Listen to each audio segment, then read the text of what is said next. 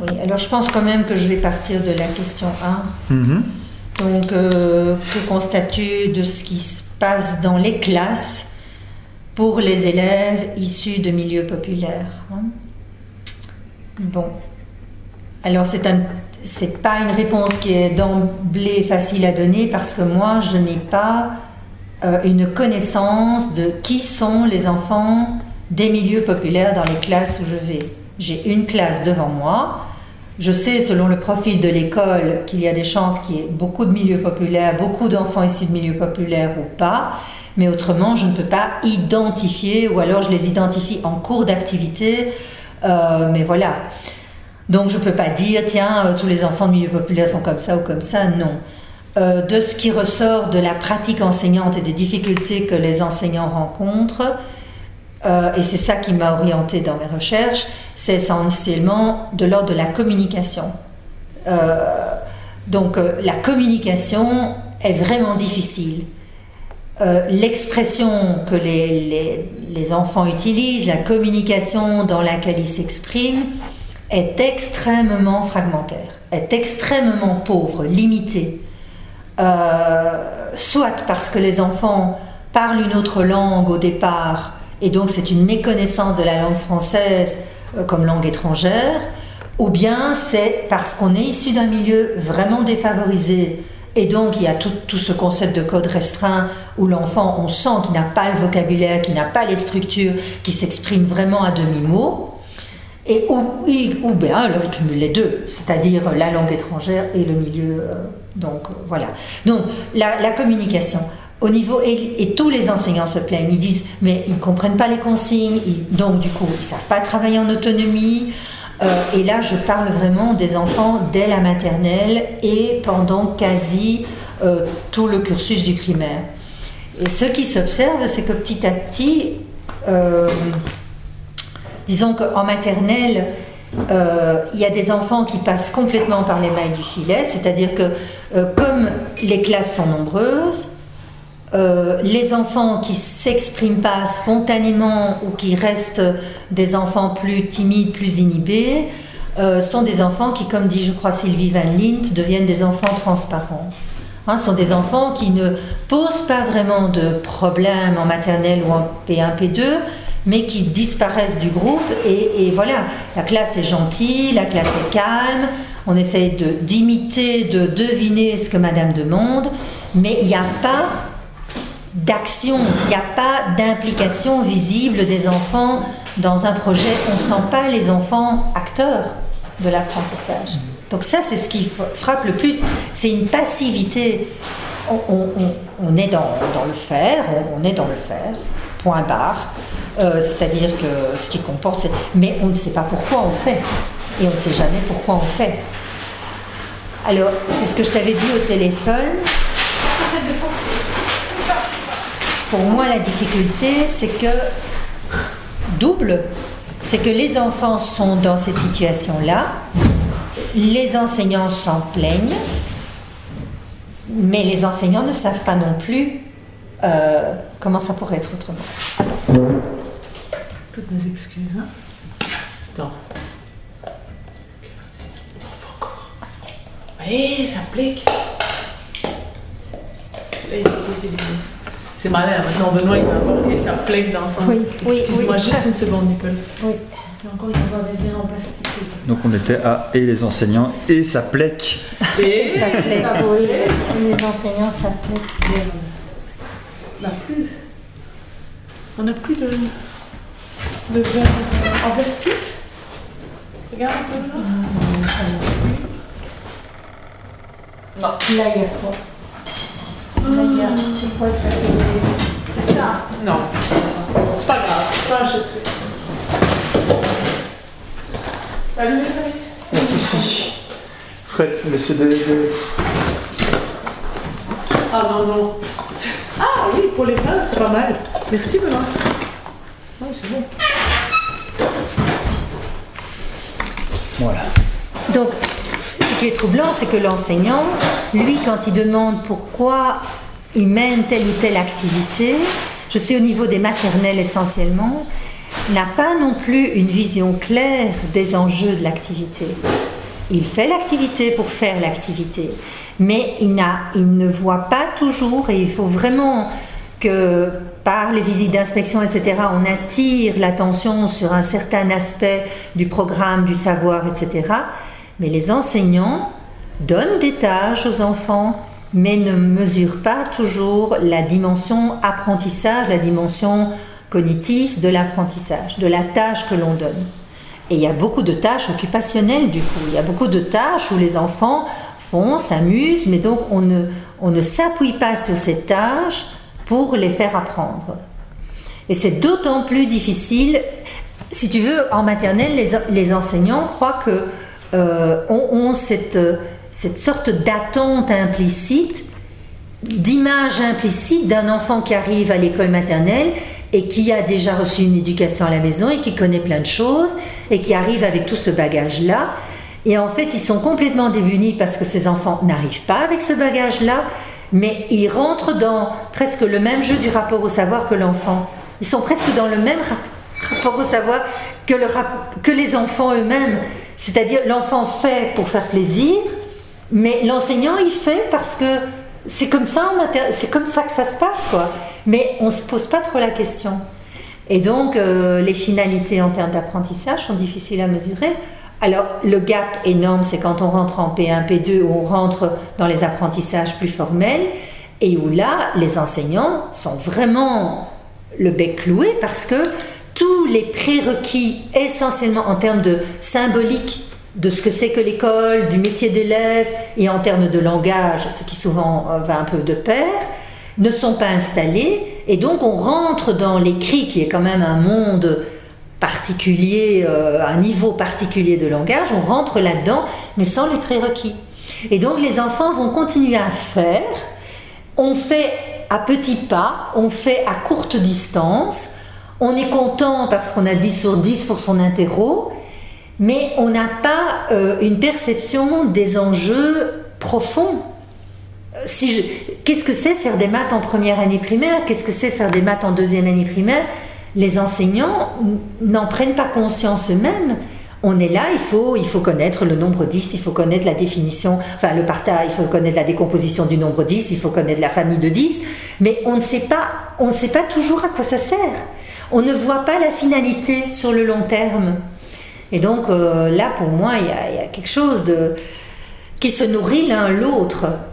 Les enseignants ne sont pas conscients du mécanisme, ils voient que les enfants ne savent pas, mais ils n'ont pas les outils d'analyse ou les outils conceptuels dans leur métier pour dire « Ah, mais si les enfants sont comme ça, moi, je vais faire comment pour que ça change et pour les aider à évoluer ?»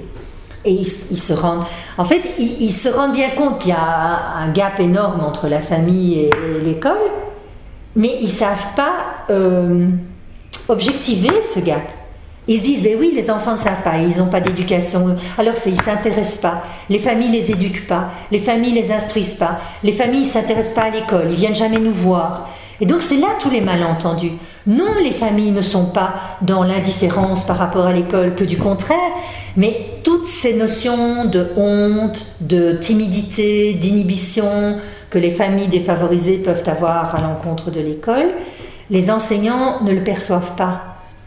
Et même quand on le leur dit, c'est quelque chose qui est difficile à concevoir, parce qu'il y a quand même beaucoup d'enseignants qui sont issus plutôt de la classe moyenne et qui ne perçoivent pas bien ce que c'est que être dans un milieu défavorisé. Et donc là, je crois que les malentendus, tout simplement, il y a une ignorance profonde des mécanismes, et que donc ce rapport au savoir, les gens ne savent pas ce que c'est le rapport au savoir. On dit rapport au savoir, mais c'est quoi? C'est de la motivation, c'est de l'intérêt, c'est de la curiosité. C'est quoi le rapport au savoir? Les gens ne savent pas ce que c'est que ce concept. Et donc forcément, comme il y a une différence, il y a un décalage dans le rapport au savoir, enfin que l'école devrait avoir, mais que les enseignants n'ont même pas toujours eux, puis le rapport au savoir des enfants, mais tout ça fait qu'on reste dans une école où on fait beaucoup d'exercices. On va chercher plein d'exercices sur Internet, on va chercher plein de manuels qu'on essaye de respecter. On fait des colonnes, on coche des bonnes réponses, des mauvaises réponses, mais il n'y a pas vraiment un apprentissage qu'on adapte en connaissance de cause. Pour moi c'est là qu'il y a le souci. Donc c'est ça que moi j'observe. Et de façon presque systématique, ce qui revient, c'est les familles ne s'en occupent pas et les enfants n'ont pas de vocabulaire. Ce sont les deux grandes choses qui émergent. Donc voilà, ça c'est donc quand on dit pourquoi cela coince au niveau des apprentissages, autrement dit pourquoi ils n'apprennent pas, en fait ils ne comprennent pas les enjeux de l'école, ils ne comprennent pas à quoi l'école ça va leur servir, mais en même temps l'enseignante, et surtout au plus on descend dans les classes, c'est moins vrai dans les grandes classes, mais dans les petites classes, en tout cas en maternelle, on est encore dans une logique de il faut leur faire plaisir, il faut les cocooner. Enfin, c'est pas l'école carrée, c'est l'école ronde, si je reprends le concept de Daniel Moreau. Donc on est content en tant qu'enseignant si nos enfants se sentent bien dans la classe. Mais on n'associe pas le bien-être de l'enfant à une fierté en termes d'apprentissage, ou en tout cas rarement. C'est plutôt, on cocoon, quoi, on materne, mais on ne les met pas devant des défis, on ne les met pas devant des difficultés qu'on va les soutenir à surmonter, etc. Donc, en fait, tout ça, c'est, pour moi, il y a une sorte de voile, mais dans tous les sens, quoi. L'enfant ne sait pas pourquoi il est là. On lui dit d'être bien sage. D'ailleurs, les parents, c'est ce qu'ils disent aux enfants. Hein. Tu écoutes bien madame, tu es bien sage, tu es bien poli. C'est ce qu'on va dire à l'enfant. Et ça, Daniel le dit mieux que moi, elle en parle beaucoup. Et la recherche que Frédéric Koch avait fait avec qui d'autre encore maintenant, il y a quelques années, avec l'école maternelle à la lumière des familles défavorisées avec le Cérésis, la recherche du Cérésis. Donc je trouve qu'il décrit ça à merveille, toutes ces tensions qu'il y a.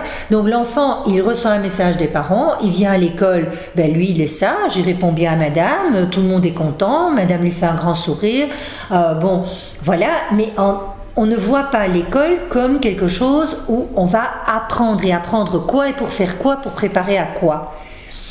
Donc ça c'est, on est dans le faire. On est dans le faire comme à la maison, quand il pleut, on est à la maison autour de la table, eh bien prends tes crayons, prends tes couleurs et dessine. Comme ça tu passes ton temps. Mais le dessin n'a pas une vocation d'apprentissage, quoi. Et donc ça c'est vraiment pour moi en maternelle quelque chose de très très difficile.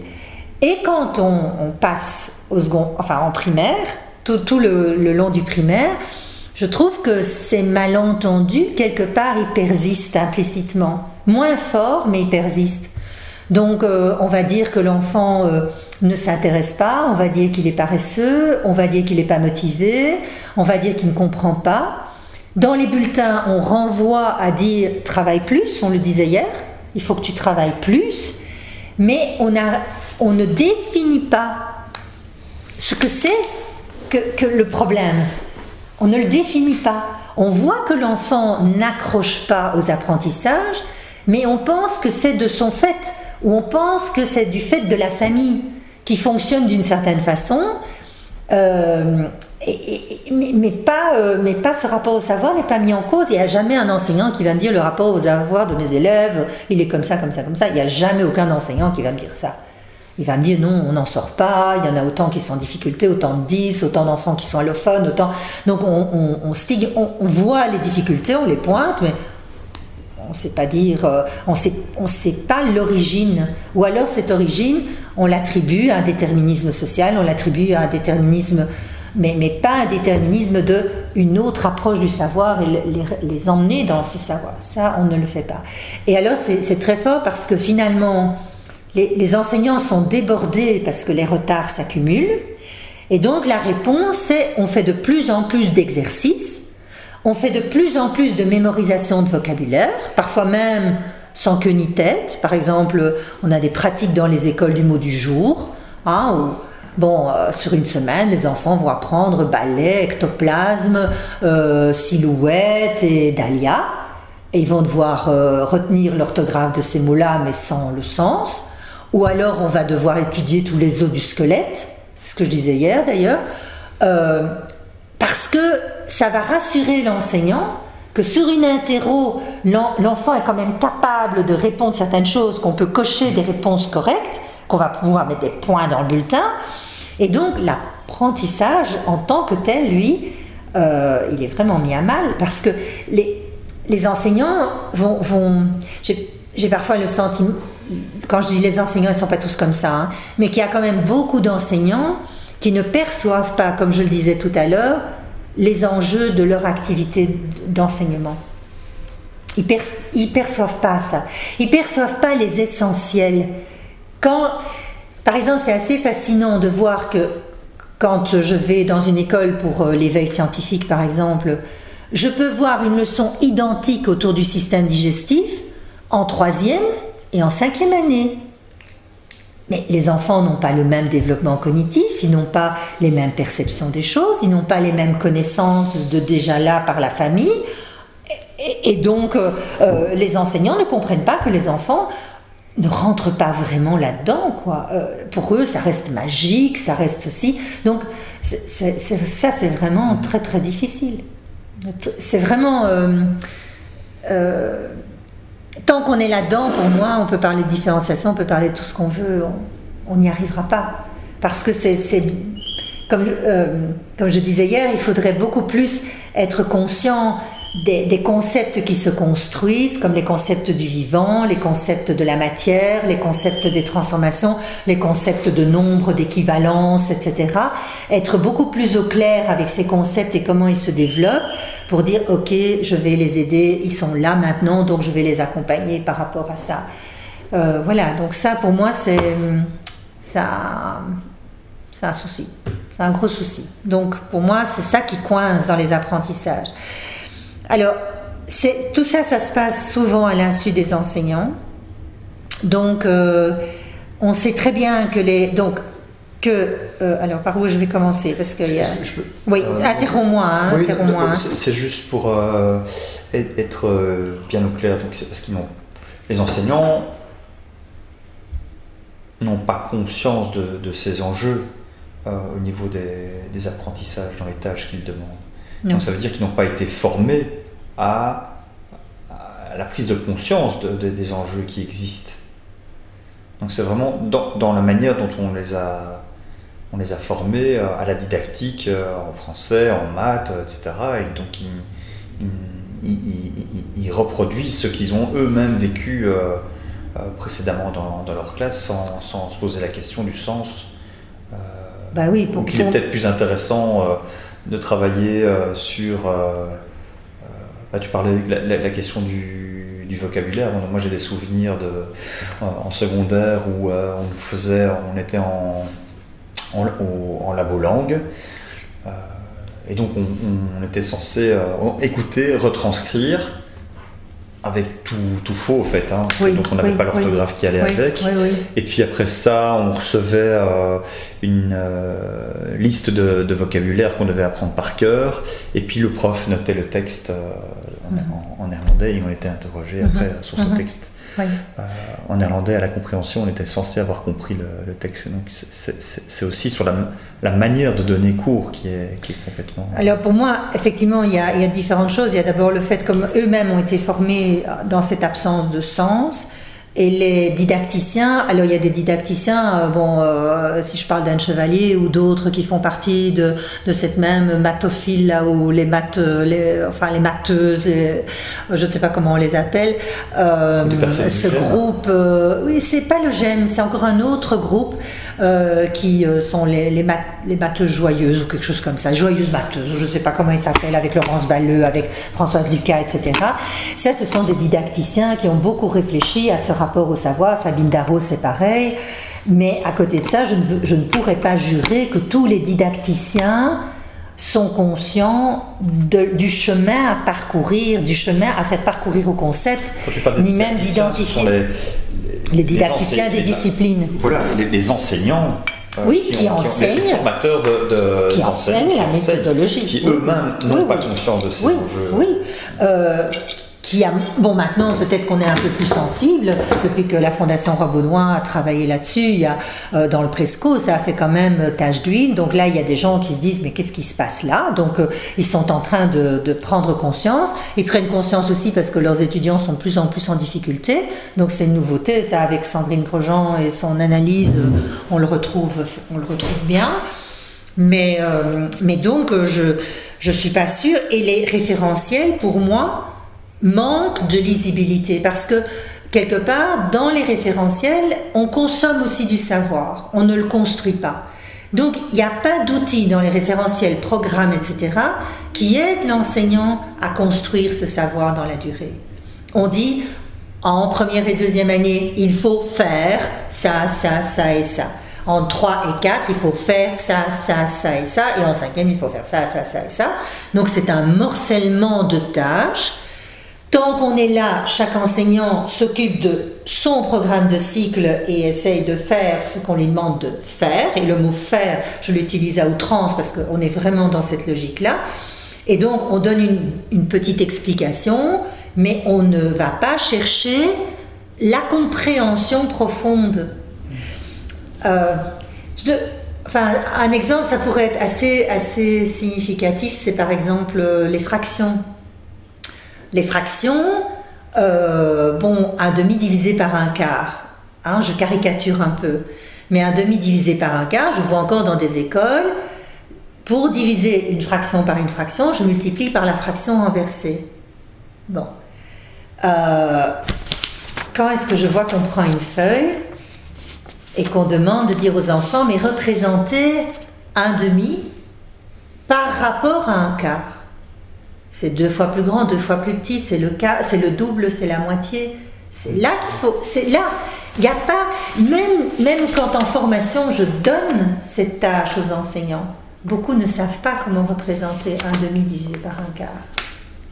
Donc pour eux, c'est on multiplie par une fraction renversée. Enfin, c'est pour montrer un peu. On est sur des procédures qu'on apprend. Un autre exemple qu'on a encore vu avec les CEB à 15 ans. La majorité des jeunes, on leur a appris la soustraction écrite avec emprunt, parce que c'est plus facile à expliquer, ça semble plus concret, mais la compensation, la notion de compensation qui est une véritable réflexion mathématique sur les équivalences, etc., à quelles conditions est-ce qu'on peut dire les équivalences, on ne travaille pas ça avec les enfants. On leur montre très vite 2-3 exemples dans l'abstraction, et puis les enfants retiennent et exercent. Mais ils n'ont pas construit, enfin je reviens à la constructivisme quand même quelque part, mais pas peut-être le constructivisme à outrance, mais ils n'ont pas eu l'occasion de construire le sens. La même chose en grammaire. On va leur taper que le petit mot avant le nom, ça s'appelle des articles ou ça s'appelle des déterminants, mais on ne va pas chercher à comprendre comment la langue fonctionne et que ces déterminants, peut-être qu'ils n'existent pas dans d'autres langues, peut-être que c'est pas que le la les, c'est pas que une des qu'on met matraqué dans la tête. Non, il y a un jeu, il y a un rôle, enfin il y a quelque chose qui se joue entre les mots d'une phrase et qui font que le savoir est vivant en fait. Et donc ça pour moi, c'est on donne la leçon et on exerce. Et donc moi je dirais que le rapport au savoir, bien sûr, il nous saute aux yeux par rapport aux familles défavorisées, parce que là, ça ne tient pas la route, il y a un problème de mémorisation qui vient très vite s'installer là-dedans. Mais ce qui est grave, c'est que si on cherche un peu, dans les familles favorisées, les enfants issus de familles favorisées, on ne construit pas non plus leur rapport au savoir. Pour moi, ça c'est mis en évidence par les difficultés des enfants de familles défavorisées, mais les enfants de familles favorisées, on ne les aide pas non plus à construire ce rapport. Alors, soit il est induit parce que les familles en discutent, etc. Mais ils retrouvent le sens par ailleurs. Ou ils retrouvent le sens par ailleurs ou par déduction personnelle. Mais donc, si je reviens au problème de l'enfant de milieu défavorisé, l'écart qui existe entre son niveau de langage et le niveau de langage de l'école fait que cet enfant, il est en surcharge cognitive presque constamment. C'est comme si, en permanence, on te bassinait autour de toi, on te faisait vivre dans un environnement Ou, je ne sais pas, moi, on te parle comme Elisabeth Bautier du début à la fin, quoi. Bon, c'est pas un accès tellement facile, finalement, la littérature de Bautier. Eh bien, on imagine que toutes tes interactions orales, ce soit du niveau Elisabeth Bautier, ben après une journée, t'es épuisé. Donc, qu'est-ce que tu retiens d'un discours comme ça? Donc, l'enfant, il est exactement dans ce problème-là, parce qu'il y a autre chose que les enseignants disent, les enfants n'ont pas de mémoire. Ils ont des problèmes de mémoire. Non, ils n'ont pas de problème de mémoire, pas du tout, mais ils sont en surcharge cognitive parce que la langue de l'enseignante est trop complexe, n'est pas au niveau de la langue de l'élève. Alors là, j'ai quand même des exemples assez chouettes, surtout peut-être dans les petites classes, mais c'est peut-être parce que c'est le plus frappant. L'autre jour, je vais dans une classe de première année, et c'était les enseignants voulaient construire avec les enfants le concept de paysage rural, urbain, etc. Ça fait partie du programme. Le matériel préparé par l'enseignante était magnifique. Elle avait vraiment choisi ces photos de qualité, plastifiées et tout, vraiment très très intéressant et tout. La leçon était bien construite et la consigne c'était: trouve dans le paysage ce qui est apporté par l'homme. Les enfants, ils ne comprenaient vraiment pas. Vraiment pas. Ils ne voyaient pas qu'est-ce que ça pouvait vouloir dire. Elle a donné des exemples, ils ne comprenaient pas. Donc, montre dans le paysage ce qui est apporté par l'homme. Donc, en fait, il y a une consigne qui est assez difficile. Elle est une relative. Il y a une passivation qui est apportée, c'est une passivation, donc il y a déjà une abstraction du langage par l'homme. L'homme. Oui, mais l'homme, avec un grand H, ça veut dire quoi ça par l'homme? Alors, on a réfléchi parce que ça a été un flop. Les enfants n'ont pas pu rentrer dans l'activité.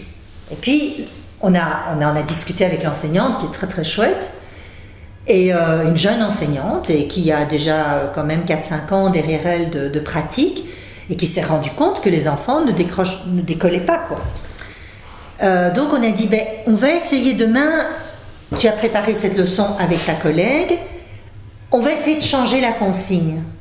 On va essayer de reprendre un peu la même idée, la même construction, le même matériel, mais on va proposer aux enfants non pas retrouve dans le paysage ce qui a été apporté par l'homme, mais regarde dans le paysage ce dont tu as besoin, ce qui t'est nécessaire pour vivre, ce qui est nécessaire pour que tu vives. La leçon a été fantastique. La leçon a été fantastique. Et je ne crois pas que les deux classes étaient si différentes l'une que l'autre. Mais là, c'est différent. Reconnais dans le paysage les choses dont tu as besoin. Alors les enfants ont pointé, ah mais là il y a des champs, il y a du blé, on fait du pain. Là il y a une voiture, mais là je peux aller chez le médecin, je peux aller à l'école avec la voiture. Papa peut prendre sa voiture pour aller travailler. Ah mais là il y a une école, là il y a une maison parce que je peux dormir dans la maison. Et du coup, simplement parce qu'on a transformé en quelque chose de beaucoup plus accessible à un enfant de première, deuxième année, la leçon a marché du tonnerre. Les enfants, ils tarissaient pas d'idées. Mais donc ça, c'est des découvertes qu'on fait. Un autre exemple, c'est un exemple en première année aussi. L'année passée, le sens des opérations. Plus, moins, fois divisé. Plus, moins. Pour comprendre la soustraction, le signe moins, l'enseignante fait jouer au qui. Bon, elle fait jouer les enfants avec des qui. Alors les enfants jettent la balle, il y a 6 qui, il y en a 3 qui tombent, combien est-ce qu'il en reste? Voilà, bon, très bien. Hein, et l'enseignante verbalise. Ah, mais tu vois, maintenant tu en as moins, tu en as 3 de moins, donc elle fait tout ça. Et puis elle dit aux enfants, voilà, maintenant vous allez regarder, j'ai dessiné ce que, voilà, elle donne une feuille où elle avait dessiné ce jeu de qui. Toute une série d'enfants ne comprenaient pas du tout. Ils n'ont fait aucun lien entre les quilles que madame a dessinées, la balle avec une flèche, les enfants n'ont pas compris la codification, ils n'ont pas compris ça, la symbolique. Et donc, l'enseignante ne comprenait pas. Elle avait manipulé. Elle prépare une photocopie avec les exercices pour que les enfants s'entraînent et montrent différentes situations de qui sont renversés. Certains enfants ne voyaient pas. Et donc, là aussi, on a réfléchi avec l'enseignante. On a dit, il y a une étape qu'on a sautée. Et l'étape qu'on a sautée, c'est d'abord de faire dessiner l'enfant lui-même et de faire comparer la représentation de l'enfant à une représentation qui est plus théorique, qui est plus abstraite. Et ça, c'est quand même... voilà, c'est des petits signaux comme ça, mais que je reçois en permanence dans les classes. Dans une classe de 5e année, l'année dernière, l'enseignante avait donné tous des dessins, de nouveau, sens des opérations, parce que c'était ça que je voyais dans l'école, sens des opérations. Il y avait des fils électriques sur lesquels il y avait 7 oiseaux, puis il y a un fil en dessous, il n'y en avait plus que 5. Et l'enseignant demandait de construire une situation, d'inventer une situation. L'enfant, il a inventé une situation. Et il a dit, voilà, l'hiver est terminé, les petits oiseaux sont revenus des pays chauds, et tout ça, plein de fautes d'orthographe, etc. Et donc, il n'a pas tout de suite saisi que l'enseignante, elle, ce qu'elle attendait, c'était, il y avait sur le fil électrique 8 oiseaux, il y a eu du bruit, il y en a 5 se sont envolés, combien en reste-t-il? L'enseignante, elle attendait que l'enfant construise un problème, parce que c'était ça qu'elle avait préparé, c'était une leçon de résolution de problème. Bon, eh bien, on était en 5e année, les enfants ne savaient pas rédiger, ils étaient en décalage par rapport à la tâche. Pour eux, oui, raconter une histoire. En plus, l'enseignante avait dit, tu racontes une histoire. Donc, qu'est-ce que c'est une histoire? Une histoire, c'est le petit chaperon rouge. Donc, c'est les petits oiseaux qui reviennent des pays chauds. Mais l'enseignante n'a pas explicité que on était au cours de mathématiques et qu'on allait réfléchir sur ce que représentaient les images en termes des 4 opérations, lesquelles pouvaient être appariées à des additions, des soustractions, des multiplications, des divisions. Elle n'a pas été explicite. Et donc, elle a reçu toutes sortes d'histoires. Et elle m'a dit, mais maintenant, je fais quoi avec ça? Et c'est impossible. C'est ce que je lui ai dit, vous ne pouvez rien faire avec ça. Mais au départ... Elle ne pouvait que reprendre et expliciter ce qu'elle fait. Expliciter. Parce que certains enfants sont rentrés dans la demande scolaire, ils sont rentrés dans le jeu scolaire. Ceux-là, à la limite, ils racontent des histoires mathématiques, donc ceux-là ont bien compris l'attente de madame. Ils ont rédigé des petits textes, mais alors c'est les comparer et dire voilà, ça c'est une chouette histoire quand je suis dans une narration, et ça c'est une chouette histoire quand je suis en mathématiques, et ça va nous aider à comprendre les opérations. Mais sinon, c'est plein de malentendus comme ça. Mais bourré. Mais de nouveau, quand j'interroge les enseignants, quand j'analyse avec eux ce qui s'est passé, eux-mêmes ne sont pas conscients qu'un moins ne veut pas toujours dire qu'on supprime. Ça peut aussi exprimer un écart, une différence, mais pas toujours une suppression d'éléments. Et que donc, selon que je représente une suppression ou que je représente un écart, la symbolisation ne sera pas la même. Et donc, en fait, c'est ce décortiquage d'un enseignement beaucoup plus explicite qui serait nécessaire pour amener les enfants vraiment pas à pas pour construire le savoir dans la durée. Et c'est ce que je disais hier, la différenciation par exemple, où il faut arrêter de se sentir obligé de différencier si je ne vois que mon année. Je ne peux envisager ça que si j'ai tout le temps dans ma tête l'avant et l'après-moi.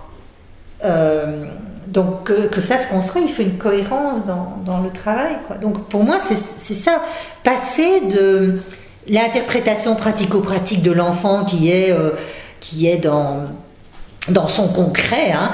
Les enfants ont énormément de mal à faire des histoires mathématiques, à inventer des histoires mathématiques. Ils se réfèrent toujours à leur maison, ils sont dans le concret, et donc ils ont du mal à s'abstraire et aller vers la symbolique. Et ça, c'est ce qu'on dit, hein, ce rapport beaucoup plus de la réflexion sur, ou vous voyez, l'abstraction, je n'ai pas d'autres mots particuliers à dire, quoi. Donc c'est vraiment ce travail-là, quoi. Et donc, là, je reviens au problème de la mémoire. Comme les enfants sont en surcharge, ils essaient de rattraper comme on peut. Mais donc là, je suis plutôt sur qu'est-ce qu'on peut faire pour disons, qu'est-ce qui implique, qu'est-ce qui empêche d'attendre la bonne réponse, ça je viendrai après. Mais qu'est-ce qui pourrait aider quand même, qu'est-ce qu'on pourrait faire? Mais c'est les fameuses mises en lien, quoi. C'est-à-dire que si l'enseignant croit que parce que l'enfant est déjà à l'école depuis 3-4 ans, qu'il a déjà fait ce genre d'exercice, pour lui c'est une évidence. Mais c'est pas du tout une évidence. Et donc l'enseignant doit pouvoir chaque fois revenir aux liens, les réexpliciter, garder des traces tangibles de ce qui a été fait, un cahier, une photo, un panneau qui a été affiché dans la classe. L'enseignant doit vraiment s'astreindre à ce travail de ne pas trop se fier à ce que les enfants auraient pu ou non mémoriser. Parce que les enfants ne font pas le lien, pas du tout. Ils font pas le lien entre... Ce qu'ils ont fait avec Madame Louis, c'est pas ce qu'ils font maintenant avec Monsieur Jacques. C'est une autre colle, c'est une autre planète, ils font pas les liens spontanément. Et donc, la mémoire peut pas être sollicitée, puisque eux ne font pas les connexions. Donc, pour eux, on construit toujours du neuf, et on fait, mais on construit sur du sable, quoi. Là, il y a vraiment... Pour les enseignants, c'est très difficile. Hein. C'est vraiment une autre façon de réfléchir son action pédagogique, quoi. Quand je vois les préparations de leçons, par exemple, oui, je vois des préparations qui sont chouettes, qui sont réfléchies, etc. Mais ces aspects-là n'apparaissent jamais. Si je sais que mes élèves ont des difficultés en vocabulaire, c'est pas faire une liste de 50 mots qu'on va taper à la fin de la leçon, c'est comment j'amène 5 ou 10 mots, mais pas seulement les mots, mais les paraphrases, comment je vais tourner autour, comment je vais les définir, comment je vais revenir autrement. Donc ça demande des super profs, en fait. Honnêtement, c'est super compliqué. Donc on ne peut pas leur en vouloir. Hein. Bon, honnêtement, on peut leur en vouloir. Il faut d'abord les aider à prendre conscience, quoi. À prendre conscience que c'est vraiment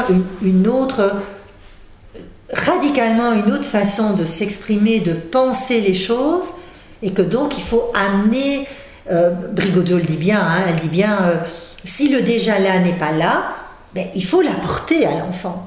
Hein, et donc là maintenant, peut-être que je trouverais intéressant de voir qu'est-ce qui implique l'enfant dans l'activité, qu'est-ce qui va l'aider à être acteur, etc. Et alors je trouve quand même que là, bon, Pierre a donné pas mal d'exemples hier quand même, hein. Oui. Mais moi je plaide beaucoup pour, je l'ai dit hier, il faut vraiment construire le lien entre les enfants, avoir une communauté d'appartenance forte, et dans cette communauté-là, c'est vivre des projets qui vont devenir des leviers pour apprendre ce que j'ai à apprendre à l'école, quoi. Parce que, de nouveau, si on se base sur ce que les enfants ont vu à la maison, ont visité avec les parents, sont partis en vacances avec les parents, ont peut-être découvert avec les parents, si on se base sur ce que beaucoup d'enfants vivent dans les familles, quand ils vont au spectacle, quand ils vont au cirque, les familles favorisées font plein de choses, souvent quand même avec les enfants, ils les emmènent au musée, bon, ils leur donnent des cours particuliers, ils vont au stage, enfin il y a toutes sortes de trucs. Donc les enfants viennent à l'école déjà avec un vécu d'une intensité sur lesquels un enseignant, je veux dire, pour pas stigmatiser Bramont Wallon, peut s'appuyer pour dire qu'est-ce que vous avez fait le week-end passé, c'est tout le monde. Si Emmanuel parle de ce qu'il a fait le week-end, qu'il a été à Walibi ou qu'il a été à Peridaisa, tout le monde la majorité ont des images. Si on parle d'un ours ou d'un panda, la majorité ont des images. Par contre, dans une classe avec des enfants défavorisés, si un enfant va raconter qu'il est allé à la campagne et qu'il a été traire les vaches, etc., il y a plein d'enfants de nos villes, de milieux qui habitent à Scarbeck, à Elmette. Pour eux, les vaches, ils les voient en miniature dans les imagiers, mais ils n'ont jamais approché une vache vraiment, ou rarement. Et donc, pour eux, ils ne peuvent pas comprendre. Donc moi, quand je rencontre les enseignants, je plaide pour qu'ils ancrent leurs apprentissages sur des projets que tout le monde a vécu dans la classe.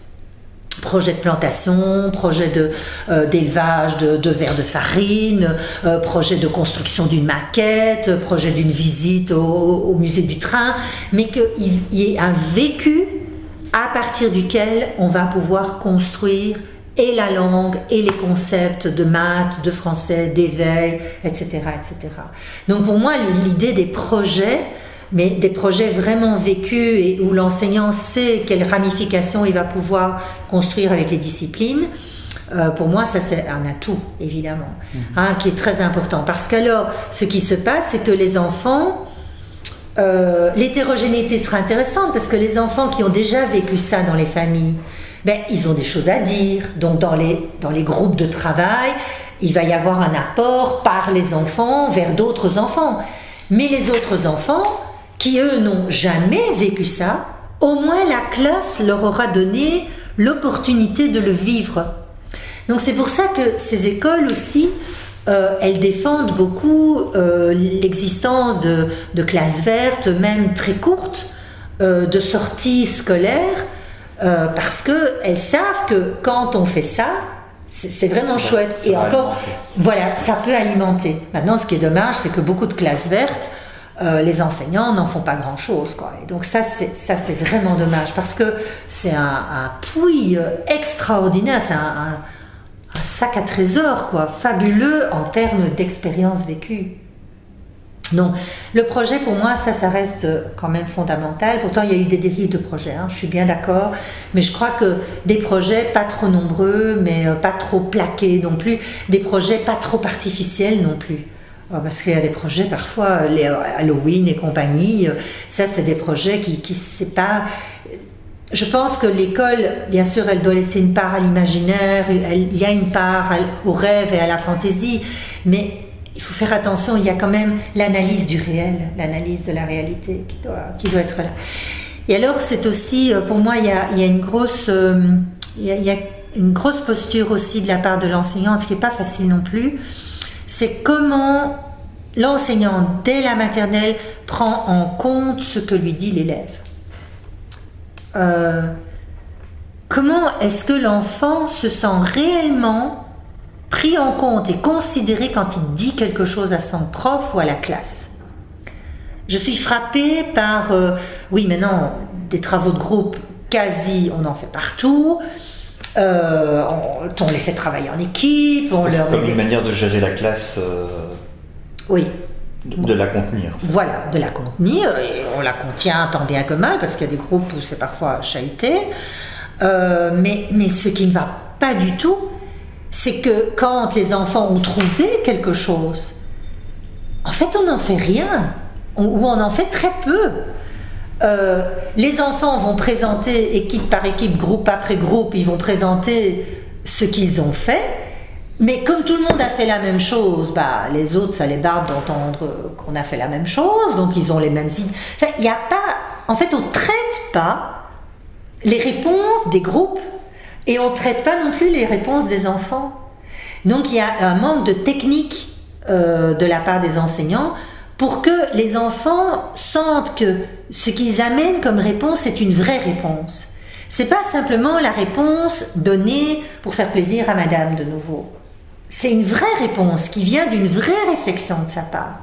Et ça, je trouve que dans les classes, finalement, oui, on tient compte des bonnes réponses, pas souvent des mauvaises réponses, ou alors c'est plutôt pour stigmatiser l'enfant ou lui dire « mais non, t'as pas compris, je vais te réexpliquer après ». Où tu vas aller en remédiation, donc voilà. Mais on ne traite pas la réponse. Quand on dit on doit travailler sur l'erreur des élèves, mais pas que sur l'erreur des élèves, travailler aussi sur les réponses intéressantes qu'ils amènent. Ça c'est waouh, c'est hyper compliqué pour la majorité des enseignants. Alors quand je leur propose de comparer des affiches, que les enfants se mettent autour du tableau, et que l'enseignant se met un peu en profil de retrait, c'est pas lui qui va dire « Ah, mais ça c'est intéressant, ça c'est ceci ». Non, il va dire aux enfants « Mais regardez ce que les équipes ont produit. Bon, qu'est-ce que vous en pensez ?»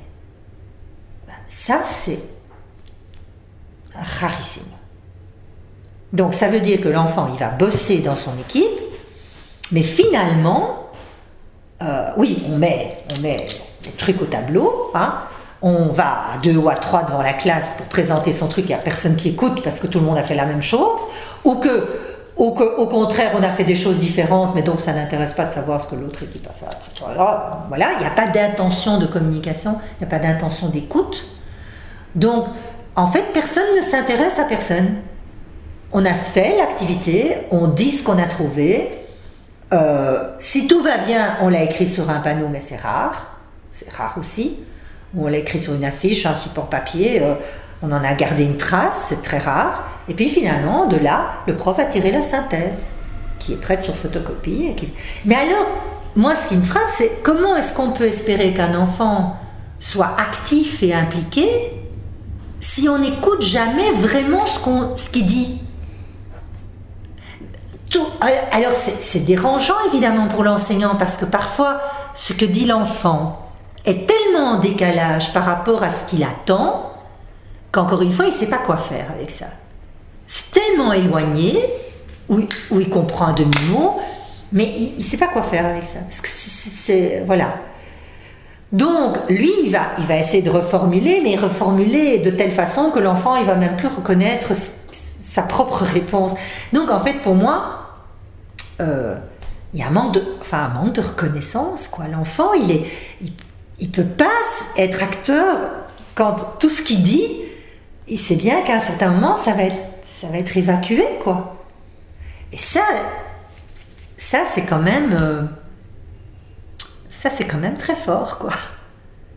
C'est quand même très, très fort. Et donc, pour moi, là, oui, on a fait, mais pour moi, montrer, et c'est ce que je disais hier, c'est inviter l'enseignant, c'est pas l'enfant au milieu, c'est pas l'enfant au centre du triangle pédagogique, c'est pas le prof au centre du triangle pédagogique. Pour moi, au centre du triangle pédagogique, c'est le savoir. On est à l'école ensemble pour aller à la découverte du savoir. Mais alors c'est le rôle du prof. C'est comment le prof peut se mettre au niveau des enfants et les accompagner dans cette découverte. Pas être l'enfant sait bien que c'est madame qui sait, c'est monsieur qui sait, donc lui il n'a plus besoin de chercher, qu'à la limite il y ait une véritable place pour la réflexion de l'enfant. Que la manière dont il a réfléchi, dont il a trouvé, dont il a dit, c'est comme ça qu'on va les rendre créatifs. Mais si systématiquement, tout ce qu'il a pensé, c'est soit faux, soit c'est pas ça qu'on attendait, ben, il va se dire, moi je laisse les autres répondre et puis terminé, quoi, basta. Mais beaucoup d'enfants s'installent dans cette passivité et donc finalement, ben, l'école, ben, c'est avoir des points dans son bulletin, quoi. Donc pour moi, là, il y a quelque chose qui doit se transformer, quoi, en termes de l'enseignant qui vraiment prend au sérieux les gamins, quoi. Et c'est vraiment involontaire, hein. Je veux dire, c'est pas intentionnel, ça, hein. C'est pas intentionnel. L'enseignant a une perception de son programme qui est étouffante. Et au plus les enfants sont en difficulté, au plus il a la perception qu'il n'arrivera pas à boucler son programme. Donc l'enseignant qui vient après lui va pas être content, les parents vont pas être contents, il va pas y avoir des trucs dans les cahiers, et à la fin de l'année, le CEB, ils y arriveront pas. Donc l'enseignant est sous une pression constante de dire, voilà, j'y arrive pas. Or tout ce que j'ai dit, travailler par projet, écouter, prendre en considération ce que dit l'enfant, réfléchir faire que les enfants se comparent entre eux, pas toujours la triangulation, l'enfant répond à madame relance la question, un autre enfant répond à madame, c'est comme ça que ça se passe. Non, dans les dernières pistes didactiques des évaluations externes non certificatives, quelqu'un avait émis le concept de communauté discursive. J'adore ça. La classe doit devenir une communauté discursive, une communauté où on se parle, pas rien qu'enfant, prof, enfant, mais entre élèves aussi, ça doit discuter. Et donc à ce moment-là, on peut commencer à à aider l'enfant à se dire, mais tiens, mes idées, c'est intéressant que je les dise, parce qu'on en tient compte, et on va en faire quelque chose, et je vais pouvoir les confronter. Et en fait, pour pouvoir aider l'enfant à faire ça, alors que ça ne se fait pas toujours dans les familles, et ça c'est culturel aussi, il faut beaucoup de temps. Et l'enseignant ne s'autorise pas à prendre ce temps-là. Il ne s'autorise pas à limiter les matières pour pouvoir approfondir et travailler ça. Il ne se l'autorise pas. Parce qu'il a cette vision du programme où, comme je l'expliquais au début de l'entretien, le programme est décomposé en faire, en P1, P2, en faire, P3, P4, et que l'enseignant n'a pas une vision claire de... Mais finalement, au bout du compte, faire les maths entre 2,5 et 12 ans, c'est quoi? C'est quoi les essentiels? C'est quoi les fondamentaux de cette discipline? S'il avait une vision claire de ce que c'est que les fondamentaux de cette discipline, d'abord il pourrait mieux l'expliciter aux enfants. Les enfants pourraient mieux comprendre à quoi ça sert tout ce bazar. Et lui aurait, à mon avis, un sentiment de plus grande légèreté, parce que si j'identifie les fondamentaux, j'ai l'impression que quand même j'ai moins tous ces exercices à faire tout le temps, et à courir après le temps. Ça va dans le sens de ce que Benoît Jadin fait ou a fait dans sa formation autour des mathématiques citoyennes. Donc utiliser les mathématiques. Je ne connais pas cette formation. Ah oui, pour comprendre en fait le monde. On utilise des statistiques. Pour moi, c'est ça. Des statistiques parce qu'on essaye de comprendre. Pour moi, on est là. Des phénomènes sociaux. On est là. Et le travail des didacticiens, pour moi, c'est un travail que certains inspecteurs avaient essayé de faire quand il y a eu tout ce bazar dans l'inspection en 2007, un peu le flou, les nouveaux décrets, etc. sur l'inspection. Il y a eu une période là de stand-by où on ne savait plus si on allait dans les écoles ou pas, etc. Et il y a des groupes d'inspecteurs qui avaient travaillé sur le développement de concepts à travers de 2,5 à 18 ans. Un peu l'idée de Nicolas Rouche. On est là-dedans aussi avec Nicolas Rouche. C'est-à-dire, c'est vraiment une vision qui permet de sentir qu'est-ce qui est vivant dans une discipline, qu'est-ce qui est l'essentiel d'une discipline. Et c'est pas différent de la maternelle à 18 ans. Les enjeux sont quasi les mêmes, mais on va les aborder différemment en fonction de l'âge de l'enfant. Mais si les enseignants avaient au moins... Enfin, je trouve qu'il y a des gens qui... hier, je parlais de Nardone, je parlais de Wilmay pour la linguistique, Nardone pour les sciences. Ce sont des gens qui ont perçu ça. Nicolas Rouche, il a perçu ça. Probablement Benoît Jadin, dans sa formation aussi. Anne Chevalier, elle sait absolument de quoi je parle. Pour moi, là, si on arrive à mettre des mots là-dessus, à les définir, j'imagine bien que ça a été défini quelque part, et ça doit bien exister quelque part. Pour moi, c'est ôter cette pression qu'ont les enseignants, parce que l'enseignant est aussi dans une logique de consommation, où, pour donner sa leçon, on va sur Internet, et puis on trouve telle activité qui est géniale, et telle autre activité qui est géniale, et encore telle autre activité qui est super géniale, et puis on voit la collègue qui fait des photocopies, oh ça c'est intéressant, c'est exactement ce que je fais, tu fais encore des photocopies pour moi s'il te plaît, etc. Et finalement, on s'écrase soi-même sous une tonne d'exercices, on s'oblige et on se dit mais c'est pas possible, je dois encore faire ça et ça et ça, mais l'enjeu de l'apprentissage, il est noyé par une tonne de fer. Et donc, tout ce travail en profondeur qui fait le sens des savoirs, eh bien, voilà, on n'a pas de place pour ça. Et ce qui me... D'un côté, tant mieux si on le découvre maintenant avec les enfants de milieux défavorisés, mais je sais, c'est pas je suis convaincue, c'est je sais que les milieux d'enfants favorisés sont dans le même trip, mais que la compensation apportée par la famille, par le travail à domicile, par l'aide des parents tous les soirs, par les cours particuliers, etc. Par les activités diverses, etc. Et par les activités diverses qui vont stimuler souvent la créativité de l'enfant ou d'autres visions du monde, mais c'est externe à l'école. Finalement, ça va porter ses fruits pour certains. Mais combien d'enfants n'arrivent pas au secondaire ou même fin du secondaire avec des souffrances en maths terribles, alors qu'ils sont dans des milieux favorisés, mais ils n'ont jamais rien compris aux maths. C'était mon cas en tout cas.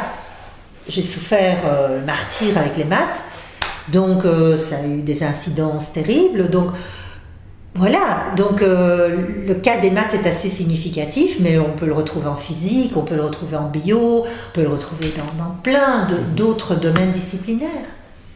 Et donc, non, voilà, pour moi c'est un peu l'essentiel de... Quand on dit qu'est-ce qui l'empêche d'attendre la bonne réponse des autres, à celle à recopier et à étudier, ben pour moi on est là. Enfin, je reviens à ça. Je viens de chercher avec les copains pendant une demi-heure, on s'est cassé la tête à trouver quelque chose. Mais qu'est-ce qu'on fait de ce que j'ai cherché? Est-ce que c'est à partir de là qu'on va construire la synthèse? Ou bien est-ce qu'à un certain moment, madame va sortir ou monsieur va sortir, ah, sa photocopie toute propre. Les enfants, voilà ce qu'on étudie demain. Et donc là venaient toutes les démarches dont Pierre a parlé, cahier d'apprentissage, référentiel d'élèves, enfin toutes ces façons, l'art, apprentissage, ou comment est-ce qu'il a appelé ça, diff art. Donc comment à la fin de la semaine j'objective mes savoirs à travers une création par exemple. Mais ça c'est toute une réappropriation des savoirs où l'enfant a une part d'expression. Il n'y a pas d'espace pour l'expression des enfants dans la classe. Alors pourquoi je parle si personne m'écoute? C'est aussi simple que ça. Ou alors pourquoi je dois être sage? Moi je veux vraiment dire, et je suis le gamin insupportable qui lève toujours son doigt, qui n'arrête pas de bavarder, qui s'emmerde comme un rat mort, et voilà. Donc il y a des enfants insupportables dans les classes parce qu'il n'y a pas, enfin en pédagogie institutionnelle on le sait bien, enfin j'imagine que c'est une grande part de comment je peux gérer l'espace de parole des enfants. Mais c'est pas rien qu'au conseil de classe. Hein. Pour moi, ça doit faire partie des leçons, des activités d'apprentissage. C'est d'abord là que ça se passe. S'il y a des problèmes, on va le traiter au conseil de classe. Mais d'abord, ça doit se vivre à l'intérieur de l'apprentissage même. Voilà. Pour moi, si on faisait déjà ça, je pense que ce serait pas mal. Enfin, c'est beaucoup. Hein. Je sais pas. Est-ce que ça rencontre un peu? Par rapport à la question de l'implication, donc, je me dis que le fait de vivre un projet va le permettre de l'impliquer. Ça l'évite ou ça l'empêche de se réfugier simplement dans le faire, parce qu'il se met dans une perspective de recherche et pas simplement une exécution de consignes d'exercice, et qu'il n'y a pas d'attente d'une bonne réponse. On cherche, sans doute, il y aura des réponses par rapport à l'objet oui, il faut une confrontation du projet, il faut une comparaison, et qu'à partir de là, discussion. Il y a une co-construction, oui. avec ouais. Mais quelle est la part de l'enseignant pour que ce qui est amené par les élèves ne soit pas simplement qu'une somme d'erreurs. Admettons que j'invente complètement pour essayer de me faire comprendre, 3 plus 3 égale 7, non, c'est pas égal à 7, le prof le sait que c'est pas égal à 7. Donc comment on fait? Donc après ça, il doit essayer d'amener par d'autres moyens à ce que les enfants se représentent mieux le nombre et l'addition qui fait que non, c'est égal à 6. Et comment on fait pour dans ces circonstances-là? Moi, je n'ai jamais assisté. Enfin, il y a deux choses. Mais, je ne sais pas si je me suis fait comprendre. Si jamais, tout en respectant les réponses amenées par les élèves, si les réponses ne correspondent pas justement à une certaine réalité. Donc là, en l'occurrence, je donnais l'exemple de l'addition qui est complètement à côté de la plaque. Et comment l'enseignant... Parce qu'on ne peut pas leur enseigner des choses qui ne sont pas exactes. Ah non. Mais donc, ce qui se passe, c'est que et Pierre en a parlé hier aussi, un incontournable dans la différenciation, c'est quand même une capacité d'observer les élèves et de savoir un petit peu ajuster les tâches sur base de quelque chose qu'ils savent déjà, qu'ils connaissent déjà.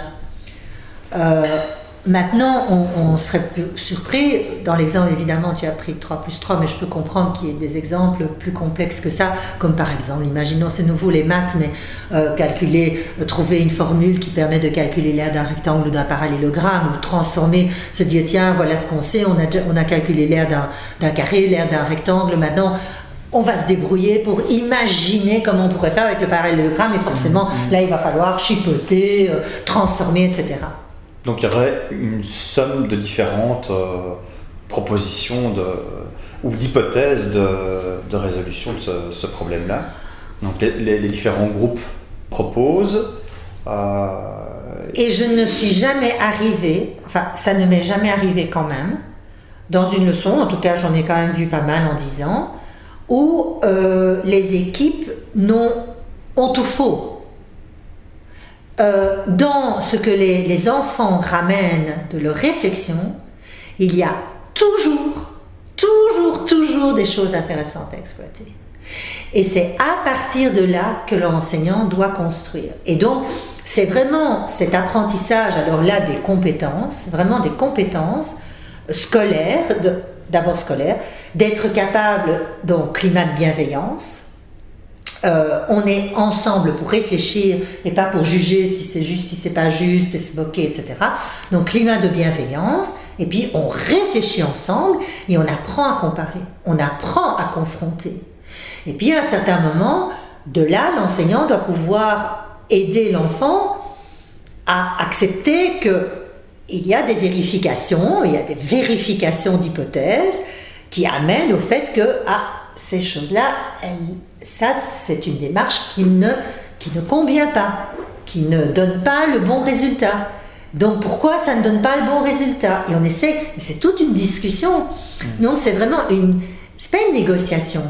Bien sûr, l'enseignant doit pouvoir amener petit à petit, et il y a des moments où il y a un savoir qui peut-être va être délivré par l'enseignant, suite à la question d'un enfant sur comment respire le poisson, des choses comme ça. Un enfant de primaire n'a pas les moyens techniques pour voir... donc il y a un savoir qui peut être amené soit par une lecture documentaire, et donc auquel cas, si c'est une lecture documentaire, l'enseignant doit pouvoir vérifier de nouveau par ce système de confrontation entre élèves, est-ce que tout le monde a bien compris la même chose du document qu'on vient de lire?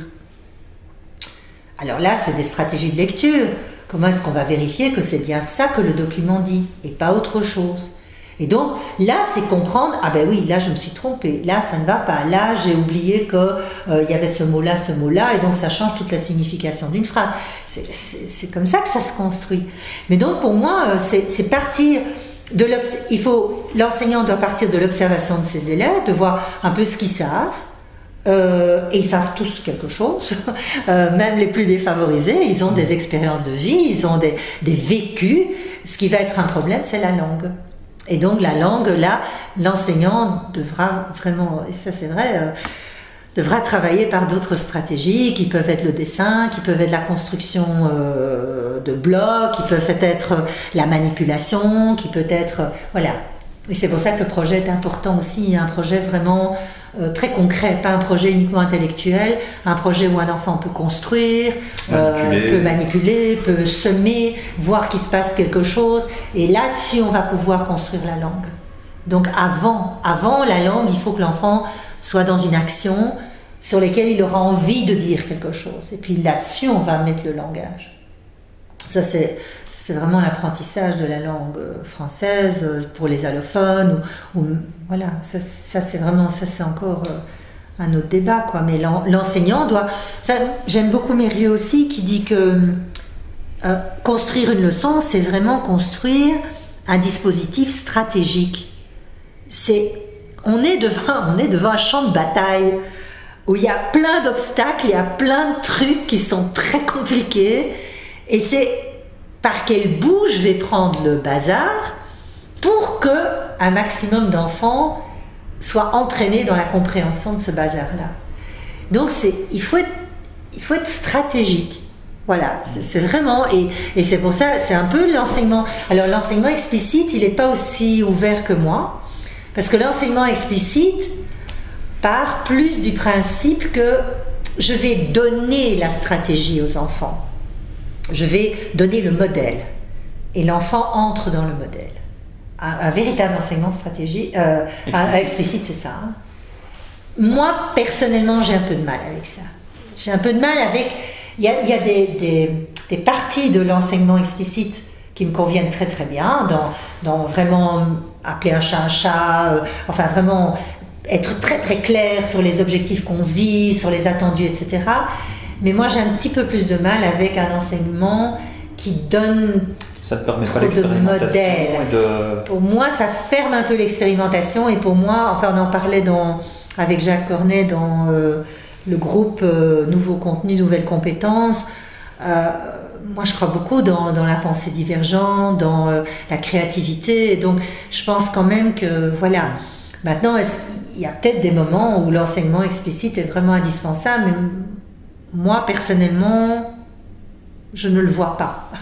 Je n'ai pas d'exemples qui m'ont montré qu'il fallait absolument à tout prix donner des modèles aux enfants. Voilà, j'ai un petit peu... Peut-être qu'il y a des choses que je ne comprends pas de l'enseignement explicite, je n'en sais rien. Mais ça me bloque un peu, quoi. Je ne suis pas sûre qu'en rentrant dans un modèle, l'enfant va développer ce rapport au savoir dont on parlait. Je ne suis pas sûre de ça. Il va rentrer dans une technique, il va rentrer dans un processus à appliquer, mais il ne va pas rentrer dans une intelligence du savoir.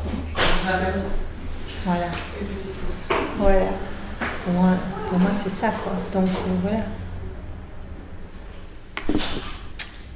Par rapport à la question de quand et comment peut-il expliciter le sens qu'il donne à l'activité vécue, est-ce qu'il y a des moments qui sont plus propices, des manières qui sont plus propices pour expliciter? Au début, avec l'objectif, quand on présente ce qu'on va apprendre aujourd'hui, et alors aussi... pour moi, de montrer aux enfants comment ce qu'on va apprendre aujourd'hui se rattache à ce qu'on a déjà fait préalablement et va se poursuivre par le futur, dans l'avenir. Quelle perspective on lui donne? Et ça, souvent, on se dit, tiens, voilà, écoutez... essayez de bien vous rappeler là ce qu'on vient de faire, parce que dans un mois on va peut-être reprendre ça, mais ça demande alors aux enseignants aussi un autre aspect, c'est que c'est une forme de planification. Il y a peu d'enseignants qui planifient leur travail. On fait ça un peu comme ça. Sur une année. Sur une année ou sur un trimestre. Et donc l'enseignant a parfois du mal à dire, mais oui, vous ferez ça quand vous serez plus grand, mais non, c'est pas, ça c'est trop loin, c'est plus proche. Hein, dans 2-3 mois on en reparlera. Et c'est vrai que mettre un affichage, par exemple, moi j'avais ça dans ma classe, j'affichais les points essentiels, matières, par lesquelles qu'on avait découvert dans l'année, en maths, en français, en éveil, etc. Et je mettais l'entièreté du programme, matière, et on cochait chaque fois qu'on avait vu, on refaisait des liens, etc. Et des enfants venaient me dire, mais écoutez, là on n'a pas beaucoup travaillé, il faudrait peut-être qu'on s'y mette. Et voilà, c'était une façon de... Ils avaient l'impression d'avoir leur mot à dire, quoi. Que c'était pas, je rentre à l'école, je sais pas ce que je vais y faire, je sais pas. C'est incroyable, c'est cette transition aussi école-famille qui sont pas faites, quoi. On arrive le lundi à l'école, ouvrez votre cartable, montrez-moi votre journal de classe, ok, prenez votre feuille d'interro, en avant on y est. Alors, ça existe dans beaucoup d'écoles quand même. Donc cette transition de se mettre en projet de... Alors maintenant, voilà, j'étais saisie aussi quand j'expliquais à mes élèves que ce qu'on apprenait en classe, c'était pas moi qui le décidais, que ça venait pas de moi, que c'était l'ensemble des écoles qui apprenaient ça. J'avais des élèves de 5e, 6e primaire, ils étaient scotchés quand je leur disais ça. Pour eux, ils avaient l'impression que c'était moi qui décidais ça. Je dis non, mais ils y avaient en fait pas réfléchi. Parce qu'en voyant les livres de maths et tout ça, ils se rendaient bien compte. Mais le fait de le dire, De dire que, ok, moi, mon rôle ici, c'est pas moi, Nicole, qui a envie de vous enseigner telle ou telle chose. Non, ça fait partie de notre pays, c'est décidé au niveau de la politique, c'est décidé à un niveau pour toutes les écoles, pour tous les enfants du royaume. Et donc, moi, mon rôle, je suis payée pour vous aider à le comprendre. De nouveau, en termes de... C'est comme le rapport à la loi, hein, c'est un tiers, hein. C'est pas moi qui décide, donc c'est pas un rapport entre le prof, l'élève, il y a le tiers qui est le programme, les référentiels, etc. Mais l'enfant doit, ça aussi, ça l'aide à comprendre ce qui se passe à l'école. C'est pas rien que, voilà, une fantaisie ou une lubie de quelqu'un à un moment donné, quoi. Mais on s'étonne, on a encore eu le cas avec une collègue l'autre jour en maternelle. L'enseignante est folle dingue d'Harry Potter. Donc tu rentres dans sa classe, c'est Harry Potter. Voilà, 3e maternelle. Au lieu de voir des plantations, des germinations de graines, etc., tu vois des mandragores qui ont été faites en terre glaise. Hein? Et elle nous a présenté une leçon de science, parce qu'on venait pour une leçon de science où on essayait de voir comment l'enseignante allait aider les enfants à s'exprimer en observant, en se posant des questions, etc. Et elle a dit aux enfants, ben voilà, aujourd'hui, on va faire comme à Poudlard, hein, on va faire de la magie. Et donc, j'ai apporté de la poudre blanche.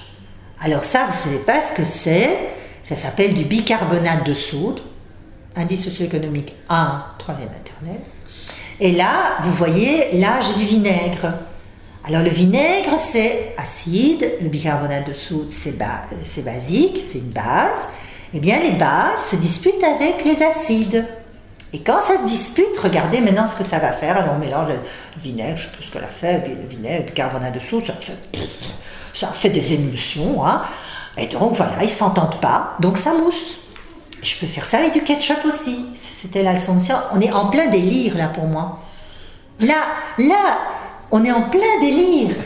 Parce que, d'accord qu'on assiste à une expérience de chimie, mais l'enfant n'est pas du tout en capacité de comprendre le phénomène chimique et il reste dans sa magie. Et si c'est ça enseigné, alors là on est à côté de nos pompes. Là on n'est pas du tout dans la construction d'un rapport au savoir. Où je m'interroge sur ce qui se passe. Mais alors c'est ce qu'on disait à l'enseignante.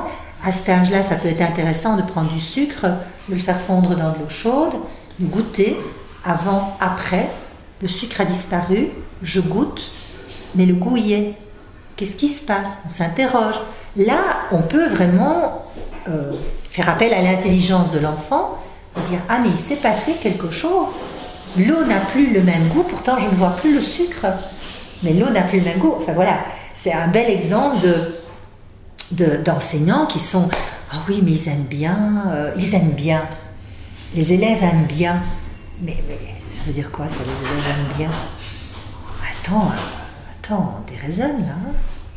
On déraisonne. Donc ça va pas, quoi. Voilà. Voilà, c'est des choses que je vois. C'est des choses que je vois dans les classes. Maintenant, voilà, c'est pas...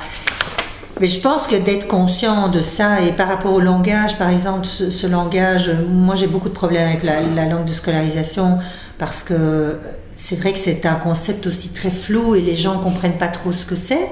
Et c'est finalement en allant voir les classes et en regardant, etc., comme j'expliquais tout à l'heure, avec changer la consigne d'un chouïa et l'enfant, rien que parce qu'on n'a pas dit, mais qu'est-ce que l'homme a apporté, mais de quoi est-ce que tu as besoin? De quoi as-tu besoin? Et alors à ce moment-là, on voit que si l'homme a besoin de routes, etc., c'est ça qu'il a construit. Les champs, oui, pour faire le pain, il doit mettre des champs en place, enfin, il doit cultiver des champs, etc. Donc en fait, je reviens à ma question de départ, qu'est-ce que l'homme a mis dans le paysage? Qu'est-ce qu'il a ajouté dans le paysage? Il a ajouté tout ce dont il a besoin. Mais on a tourné l'affaire d'une autre manière, quoi. Le tu au lieu de l'homme. L'homme qui est un concept abstrait, alors que tu, c'est toi. Toi, un enfant de 7 ans, qu'est-ce qui t'est utile dans un paysage comme ça, quoi? Et les enfants ont trouvé plein de trucs, quoi. Donc voilà, et ça c'est vraiment une formation pour les enseignants, c'est pas évident du tout, quoi. Si on les accompagne pas dans les classes et qu'on assiste aux leçons, parce que ça sont des trucs, c'est très fugitif. Un enseignant va jamais, après quand il parle de son activité, il va jamais dire « Ah oui, mais moi, j'ai bien pensé à mes consignes, j'ai fait... » Oui, il va peut-être dire ça, mais c'est dans le feu de l'action que ça se passe. Et donc, il ne réalise pas toujours l'impact que ça peut avoir sur l'implication des enfants. Il voit sa leçon qui ne fonctionne pas et il se demande pourquoi. Alors que le matériel était super, il a bossé comme un dingue pour sa leçon. Voilà, il a vraiment essayé de bien construire le truc et ça ne marche pas, quoi. Ça, c'est vraiment... Une question que je me pose, c'est au niveau des interactions avec les autres enfants, est-ce qu'il y a des moments et des manières qui sont plus propices que d'autres? Quand... est-ce que il faut tout le temps fonctionner par projet et ce sont des projets collectifs, ou bien est-ce qu'il y a des moments où il y a des travail plus personnels et avec des intérêts, d'avoir des interactions à certains moments pour co-construire Oui, comment fait-on la part entre l'apprentissage qui va se faire à un niveau plus individuel de ce qui va pouvoir être utilisé de l'apport du collectif pour aider à apprendre? Ah, mais ce que j'ai expliqué, ça n'exclut pas les périodes d'exercitation, d'automatisation. L'automatisation est absolument nécessaire. Donc il y a des choses qui doivent être connues par cœur, il y a des choses qui doivent s'entraîner.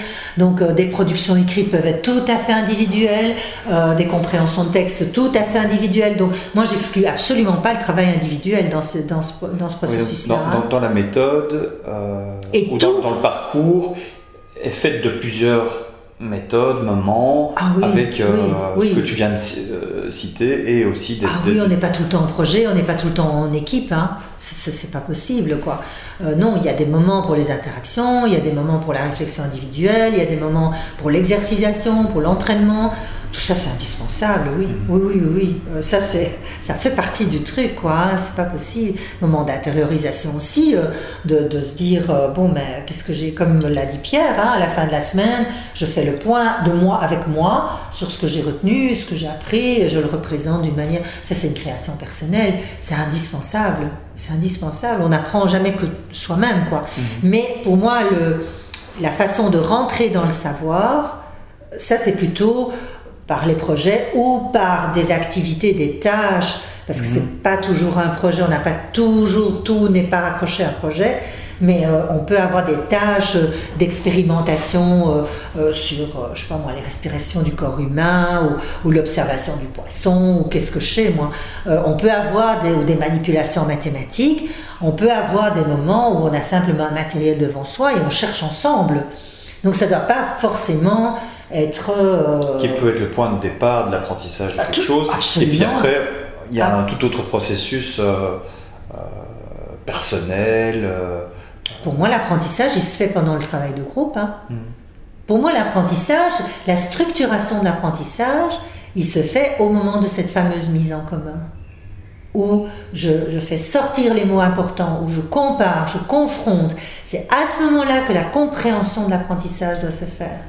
Et puis on va voir ce qu'on retient de l'apprentissage. Donc on va construire la synthèse ensemble, et après ça, il y aura sans doute des moments soit d'études, pour les sciences, l'histoire, la géographie, etc. C'est plutôt de l'étude, c'est pas de l'exercitation, ou alors plutôt de l'exercitation en français, en maths, ou de réinvestissement de ce qu'on a appris dans d'autres choses, quoi. Mais c'est sûr que ce moment de compréhension, pour moi, il est collectif, quoi. C'est le commun de la classe, c'est la classe entière. Hein. Alors oui, à ce moment-là, pendant les moments d'exercitation, je peux alors de nouveau combiner. Je peux laisser des enfants travailler seuls, comme Pierre l'a dit hier. Ceux qui, je pressens que ça va, bon, ils exercent seuls. Par contre, j'ai identifié qu'il y a 4-5 loulous là qui n'ont pas bien compris. Je les réunis autour d'une table pendant que les autres travaillent en autonomie sur de l'exercisation, de l'automatisation de procédures. Moi, je réexplique, je reprends le matériel, je reprends voilà. Donc oui, tout ça c'est des combinaisons qui s'interfèrent tout le temps, quoi. C'est ça la différenciation. Pour moi, c'est ça la différenciation, oui. Mais c'est aussi dans la manière dont on aborde le savoir, parce que le vivant, le concept de vivant, le concept de solide, on va l'aborder au cours de la scolarité de différentes façons. Et ce qui est important, c'est que chaque enseignant soit bien conscient de la manière dont ça s'est fait préalablement ou dont ça sera plus tard, pour chaque fois aider l'enfant à faire des liens, à dire, ben oui, on travaille toujours la même chose, mais par des portes d'entrée différentes. C'est aussi la différenciation. Donc la différenciation, c'est un truc à multiples visages. Hein. Oui, on l'a vu hier avec Pierre. Oui, c'est très dense, hein, ça... C'est vrai que c'est peut-être difficile de se représenter comment une classe s'organise autour de tout ça. Mais c'est une alternance de moments de groupe, de moments collectifs, de moments individuels d'exercisation, c'est de moments de groupe de besoins où on est plus dans des choses où on va consolider des choses ou réexpliquer des choses à des enfants qui les ont pas encore bien comprises, où on va les aborder encore d'une autre manière, où on fait venir une collègue en classe et on va peut-être travailler en co-enseignement. Donc voilà, c'est tout ça. Mais pour pouvoir faire ça, l'enseignant a besoin de se sentir avoir du temps. Et si il voit son programme comme étant quelque chose de super chargé, dans lequel on ne fait déjà que des maths et du français, dans lequel, comme les enfants n'arrivent de toute façon pas à lire, il faut lire du matin au soir, et qu'on fait plus que maths et français, en fait c'est une vraie catastrophe, quoi, parce que tu n'as plus l'occasion, par les sciences, ou par l'art, ou par le théâtre, ou par l'expression corporelle, ou par l'éducation physique, d'aborder des connaissances que tu retrouves dans tes disciplines, comme la notion, le rapport à l'espace, le rapport au temps, le rapport aux formes, le rapport à tout ça. Tu le retrouves aussi en art, tu le retrouves en éducation physique. Et c'est vrai que c'est complexe. C'est une compréhension complexe, mais qui se construit forcément. Le système doit pouvoir, système éducatif, doit pouvoir normalement octroyer plus d'espace-temps aux enseignants aussi pour pouvoir se rencontrer, échanger, construire véritablement. Il me paraît difficile d'imposer aux enseignants de travailler en équipe si par ailleurs le système n'a pas prévu des moments pour que ça puisse se faire. Autant je le vois comme faisable dans l'enseignement fondamental, mais quand je vois la situation de l'enseignement secondaire, je vois pas l'envie, parce que comme je vois pas l'envie, ça c'est une chose, et puis la conscience de l'intérêt au fait de dépasser sa matière pour aller pénétrer dans d'autres matières pour trouver le sens en fait, de ce qu'on fait. En tout cas, je vois ce que ça donne au niveau des jeunes qui ont fait toute leur scolarité, qui arrivent à 15 ans. Tu leur donnes un terrain de foot, hein, tu leur dis, terrain de foot, voilà, le rectangle du terrain de foot, tu cours autour du terrain de foot, dis-moi la distance que tu cours, et sans réfléchir, longueur fois largeur, 60 mètres fois 60 mètres. Ça, c'est ce que je cours autour du terrain. Alors, tu leur dis, ah bon ? C'est quoi faire 60 fois 60 ? Ils n'ont pas d'image. Donc c'est bien là, ils sont rentrés dans des processus, ils n'ont aucun sens. Hein. Certains d'entre eux, il y en a un qui m'a dit, il y en a un Congolais, il a fait toutes ses primaires à Kinshasa, école publique évidemment, pas école privée. Donc il arrive Et 6 x 4, il ne savait pas. Donc 6 x 40, il ne savait pas, 6 x 4 non plus, il ne savait pas. Il dit, je peux faire un calcul écrit. Je dis, 6 x 4, ça va être difficile. Montre-moi comment tu peux te débrouiller pour faire 6 x 4. Il dit, mais vous savez, il dit, c'est tellement différent au Congo. Hein. Au Congo, on nous apprend à taper sur une calculette. Hein. Mais ici, j'ai compris. Il dit, depuis que je suis en Belgique, il dit, tout doit se faire dans la tête. Hein. Mais ça, j'ai jamais fait. Hein. Un gamin qui arrive à 13 ans en Belgique, qui pendant 13 ans était... Alors, je dis, vous étiez combien dans la classe? 65. On a appris à taper sur une calculette. Je dis, si ta calculette tombe en panne, mais c'est pas au moment où on leur passe un CEB que... Voilà. Mais ils ne comprennent pas.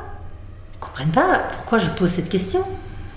Par exemple, un autre aspect de l'écart entre le rapport au savoir, on présente un CEB, on leur dit, bon, tu choisis un sujet qui te touche. Il y a une gamine qui choisit les attentats, merci, je m'étais servi, qui choisit les attentats de l'année dernière, du 22 mars, 21 mars, je ne sais plus quoi. Elle n'a parlé que sur le plan émotionnel. Elle n'a parlé que du fait que de pauvres gens étaient morts, qu'il y avait des peurs dans le métro, etc. Et je dis, ok, tu présentes ici un examen, mais est-ce que tu sais d'où vient ce problème? Ces gens qui ont fait sauter tout ça, d'où est-ce que ça vient? Est-ce que tu t'es posé la question? Ah, mais ce sont des gens qui ils peuvent pas faire ça, ce sont des musulmans, mais l'islam c'est pas ça. Je dis non, c'est pas la question que je te pose. La question que je te pose, c'est en lien avec quoi? Est-ce que ça... Quelle est l'origine de ça? Est-ce que ce n'est que l'islam? Alors elle dit oui, je pense que c'est l'Irak, la Palestine. Je dis, tu es sûr que c'est l'Irak et la Palestine? Je dis, mais Irak en partie. Je dis, mais est-ce qu'il n'y a pas un pays dont... Mais elle s'est contentée pour elle. Présenter un travail sur les attentats, c'est présenter les implications, comment elle s'est sentie, comment elle en a fait des cauchemars, les images qu'elle a vues à la télévision. Donc on reste à un plan purement affectif, émotionnel. Mais l'analyse du principe, on est dans une situation d'école, dans une situation d'examen, où on présente un travail pour obtenir son certificat de fin d'études, enfin d'études de base, eh bien, elle n'avait pas fait. Donc elle a aucune notion d'où ça vient, comment ça se crée, radicalisation, etc. Non, elle entend ces mots, mais elle ne sait pas le fond de l'histoire, quoi. Et elle ne voit pas pourquoi c'est important. Elle a 16 ans.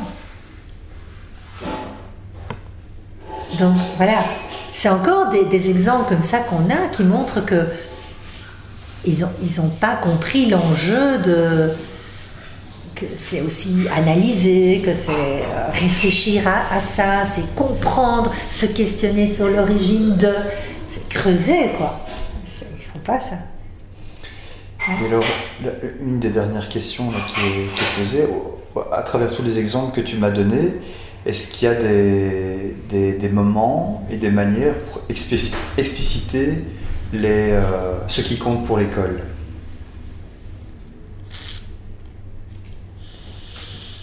Est-ce qu'il y a des moments pour expliciter donc il y a eu par exemple l'entrée dans le savoir avec une expérimentation projet, et puis après il y a l'exercitation, etc. Est-ce que c'est entre le vécu du projet, etc. et l'exercitation que l'enseignant rend explicite ce qui est attendu par l'école, ou c'est un autre moment? Là, tu questionnes une de mes évidences, parce que j'ai du mal à te répondre, parce que pour moi, c'est tellement évident que de travailler comme ça, c'est une forme d'explicitation, okay, que j'ai du mal à te dire à tel moment. C'est sans arrêt que je questionne le pourquoi je fais ça, quel lien ça a avec le réel, quel lien ça... J'interroge sans arrêt, quoi. Je donne... Ça, c'est pour moi, c'est tellement, je pense que je l'ai tellement intégré que j'ai du mal à dire ça se fait à ce moment-là. En fait, pour moi, c'est plus, c'est un état d'esprit. C'est un état d'esprit qui montre que c'est important, enfin c'est important. C'est plus qu'un état d'esprit, c'est une vraie vigilance par rapport aux objectifs, à la perspective. Oui, oui. Et sans cesse, oui. quelle que soit la phase dans laquelle enfin je parle de phase parce que je vois l'entrée dans le savoir à travers une expérimentation, on a vu un certain nombre de choses, on a des hypothèses qu'on a vérifiées, et à chacun de ces moments-là, jusqu'à l'exercice, toutes ces étapes-là sont des moments... C'est un moment pour moi de structuration de la pensée, et c'est les mots qu'on va utiliser avec les élèves pour dire, mais regarde maintenant ce que tu as pensé, ce que tu as réfléchi, comment tu peux mettre en mots. Donc toute cette phase, oui, de métacognition, que l'enfant comprenne comment il fonctionne, pourquoi c'est intéressant de fonctionner comme ça, que ça le rend quelque part, ça lui permet de gérer les choses, ça lui permet d'avoir un pouvoir sur les choses parce qu'il les comprend.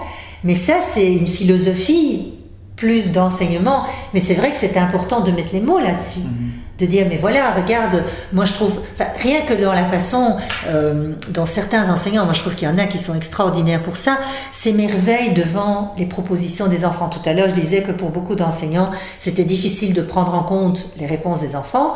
Par contre il y a des enseignants qui s'émerveillent devant les propositions des enfants, mais rien que ça, c'est l'enfant qui vraiment grandit dans son estime de lui-même parce que madame trouve que ma réponse est vraiment intéressante pour faire avancer la compréhension de toute la classe. Et c'est pas rien qu'intéressant pour Thomas, c'est intéressant pour toute la classe. Parce que tout le monde va comprendre, tout le monde va... La réponse que tu apportes, ça va nous aider à comprendre, ça va nous aider à réfléchir autrement, ça va... Donc c'est à tout moment que je montre que c'est important en fait, que je montre que ça compte pour moi en tant qu'adulte, face aux enfants, que voilà, je trouve ça formidable la manière dont il s'est exprimé, que c'est tellement formidable qu'on va retenir sa phrase pour mettre dans le cahier de synthèse. Voilà, c'est vraiment ça quoi. Et je pense aussi à un cahier, un référentiel d'élèves que je viens de découvrir dans une école que je trouve vraiment un modèle du genre, où par exemple l'enseignant dans le référentiel sont des grands cahiers avec des grands carrés de 1 cm de côté. Sur la première page en rouge, c'est la question qu'on se pose tous ensemble. On se pose la question, tiens, mais où part l'eau quand il pleut? Qu'est-ce qu'elle devient? Bon, cycle de l'eau, par exemple. Puis, l'enseignante a fait vivre toute une série d'expériences. Les enfants ont dessiné leurs expériences pour se rappeler après ce que ça leur a permis de trouver, les mots qu'on a utilisés pour décrire les expériences, pour vérifier certaines choses. Donc, en rouge, la question de départ. Les enfants ont dessiné eux-mêmes leurs expériences. Et puis, en rouge, aujourd'hui, grâce aux expériences, j'ai appris que... Et pour moi, c'est une forme d'explicitation. Et là, c'est l'enseignante qui formalise par écrit? Non, les enfants, sont les élèves on a construit ensemble. Ils ont construit ensemble. Un cahier de référence pour toute la classe? Non. Chacun son cahier. Parce que les dessins des expériences ou les dessins des observations, c'est les dessins de l'enfant. Ce qui est commun à la classe, c'est la question de départ en rouge. Et aujourd'hui, nous avons appris ceci, cela. Et ça, c'est la synthèse qui donc là, par exemple, c'est rendre... nous avons appris, ça rend explicite ça donne du sens à la question, parce qu'on a trouvé une réponse, et les deux sont visibles. Et ça donne du sens aux expériences qu'on a faites, parce qu'on voit que c'est grâce aux expériences qu'on est arrivé à cette conclusion-là. Les expériences nous ont montré que c'est grâce à ça qu'on arrivait. Au moins, voilà. Je comprends pourquoi j'ai fait l'expérience, je comprends que quand je fais des expériences, il faut parfois refaire souvent l'expérience pour arriver à un résultat. Enfin, voilà, je rentre dans une logique petit à petit où j'exerce, j'observe, je tire des conclusions. Enfin, voilà, je fais marcher mes neurones, quoi. Voilà. Et j'ai une bonne raison de faire marcher mes neurones, parce qu'on va écouter ce que je dis. Ça, j'y tiens beaucoup. J'y tiens vraiment beaucoup, parce que je pense que là, Il y a ceux qu'on n'écoute jamais en classe. Parce qu'on sait que de toute façon, ils ne savent pas grand-chose, quoi. Ou qu'ils vont le dire tellement mal que je ne vais pas les comprendre. Et le travail doit être fait là, quoi. Est-ce que quand j'ai rencontré Véronique, elle a beaucoup insisté sur... Ouais. Bon, non, ça y est, je suis parti. Salut Rafi. Au revoir. Ouais. Tu as laissé ouvert. Ouais. Tu veux que je ferme? Je veux bien, oui. J'ai des clés. Ok, ça va. J'ai des clés. Merci. Ok, avec plaisir. Bonsoir. Au revoir, Rafik. Au tout début, tu as évoqué justement les enfants inhibés qui deviennent transparents, qui pour finir disparaissent petit à petit dans le groupe et qui ne font plus que faire, etc. Et donc Véronique a essayé de mettre le focus plus particulièrement sur ces enfants pour qu'ils restent visibles. Est-ce que tu as vu des choses dans les classes sur des manières de faire? Parce que donc il y a le projet pour appliquer, mais admettons que malgré le projet, il y a quand même des enfants qui disparaissent. Est-ce qu'il y a des choses qui sont mises en place pour récupérer ces enfants-là par des interpellations, continuer à stimuler, etc. Là, disons, dans une classe lambda, on pourrait dire qu'il y a quand même toujours les groupes de besoins qui peuvent être organisés par l'enseignante et qui font que l'enseignante rassemble autour d'elle ou avec une collègue de remédiation, des choses comme ça qui vient dans la classe. On travaille à deux et on essaye de vraiment permettre à ces enfants de verbaliser, de s'exprimer, etc. Et là, on travaille en beaucoup plus petits groupes. Donc, pour moi c'est ce moment-là.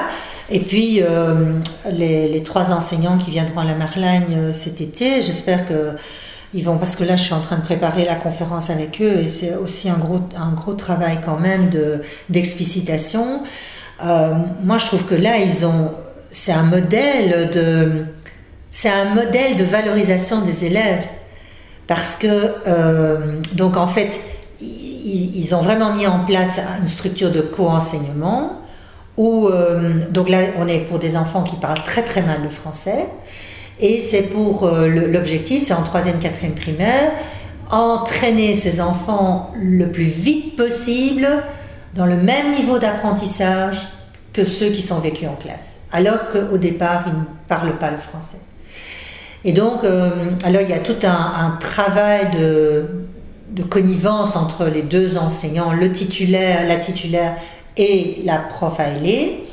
Et donc, on se met d'accord sur un sujet à voir, un apprentissage à voir, en sciences, en maths, peu importe, en géo, peu importe. L'enseignant montre à la prof ALE comment il a imaginé le dispositif sur 2, 3, 4 séances. Elle relie le dispositif à la lumière de son intérêt pour les langues, de la langue française. Donc elle identifie tous les endroits où les enfants vont être en difficulté de langue. Alors, ils organisent des temps séparés, des temps rassemblés. Donc, elle prend les 5 ou 6 enfants qui sont en difficulté de langue, elle les prend à part et ils commencent la leçon. Il commence l'apprentissage, mais de façon différente. Donc la classe est réunie à 20 élèves autour du prof et il fait des expériences, par exemple. Bon, il lance l'observation, il lance la manipulation, et Virginie va le faire uniquement avec ces 5 élèves-là. Mais comme elle n'a que 5 élèves et qu'elle sait où le prof veut aller, elle va vraiment passer du temps avec ces 4-5 élèves à travailler le français de cet apprentissage. En même temps la manipulation, mais en manipulant, tout de suite mettre les mots sur la manipulation. Puis la leçon suivante, on réintègre les 5 enfants dans la classe. Physiquement même, la classe est structurée de telle manière que la classe de départ, le groupe classe est mis autour, en U. Les enfants sont dans un îlot au milieu et Virginie est assise à côté d'eux. Les 4 enfants en difficulté sont au milieu et Virginie est assise à côté d'eux. Et le professeur poursuit l'apprentissage, mais il y a des interférences entre Virginie et par exemple Nicolas. Et en fait, ce qui est extraordinaire, c'est que Virginie dit « Mais allez, hier tu m'as dit ce mot-là, tu m'as dit que c'était comme ça que ça se disait, allez, vas-y. » Et cet enfant qui s'est à peine baragouiné, il participe à sa manière, mais il participe au cours avec tous les autres. Simplement, il a toujours sa béquille qui est encore Virginie. Et les enseignants s'interpellent en face des enfants, face aux enfants. Donc, ça veut dire qu'il y a aussi un modèle pour ces enfants de comment se parlent deux adultes. Parce qu'ils ne cherchent pas du tout à bêtifier leur langage. Ils se parlent vraiment comme on se parle maintenant. Et ça a des effets époustouflants sur les enfants. Parce que là, par exemple, les enfants ont d'abord été outillés en dehors de la classe, mais sur le même objet que les enfants de la classe. Et puis, ils sont réintégrés, mais pas lâchés. Ils sont toujours avec la béquille, qui est l'enseignante, qui les soutient, qui leur rappelle, qui réexplicite, qui est là pour les accompagner. Et alors, en suivi de ça, en fonction de la manière dont les enfants évoluent, soit ils poursuivent l'apprentissage d'une 3e séance avec la classe, soit ils retournent avec Virginie s'ils ont besoin, soit parfois Virginie n'a pas l'occasion, et alors c'est Nicolas qui prend le relais d'aider ces enfants-là. Donc il se passe quelque chose en symbiose vraiment entre ces deux enseignants, quoi. Moi, j'ai jamais vu ça nulle part, donc c'est tout à fait exceptionnel comme démarche, mais elle est très très porteuse, quoi. Ces enfants se sentent tout de suite en capacité de faire la même chose que les autres alors qu'au départ la langue est différente. C'est incroyable, c'est fabuleux. Et comment c'est né Alors c'est né, Virginie, ça fait longtemps que je la connais, elle a suivi mes cours de français, elle est arrivée en Belgique et elle a tout de suite été en projet par rapport aux enfants primo. Donc c'est comme ça qu'elle est venue à ma formation sur le français de scolarisation, le français langue étrangère. Puis Virginie n'est pas belge d'origine. Virginie est française. Française. Les français d'ailleurs c'est très très intéressant. Les profs, mais là je suis sur la langue de scolarisation, mais enfin peut-être que l'explicitation c'est là. C'est-à-dire que les profs, les français que je vois dans mes classes, ils ont une façon de parler qui est très aidante pour les enfants. En fait, nous, on parle souvent, et c'est ce qu'on nous a dit depuis longtemps, on parle naturellement aux enfants. On fait pas, voilà, on parle comme si, voilà. Et ma langue, tu l'entends d'ailleurs, et si on devait la recopier, il y a des tas de phrases qui sont coupées, qui sont scindées, il y a des redondances, il y a des répétitions, enfin voilà. C'est de la langue orale. Mais une astite qui a été formée en France, c'est pas ça.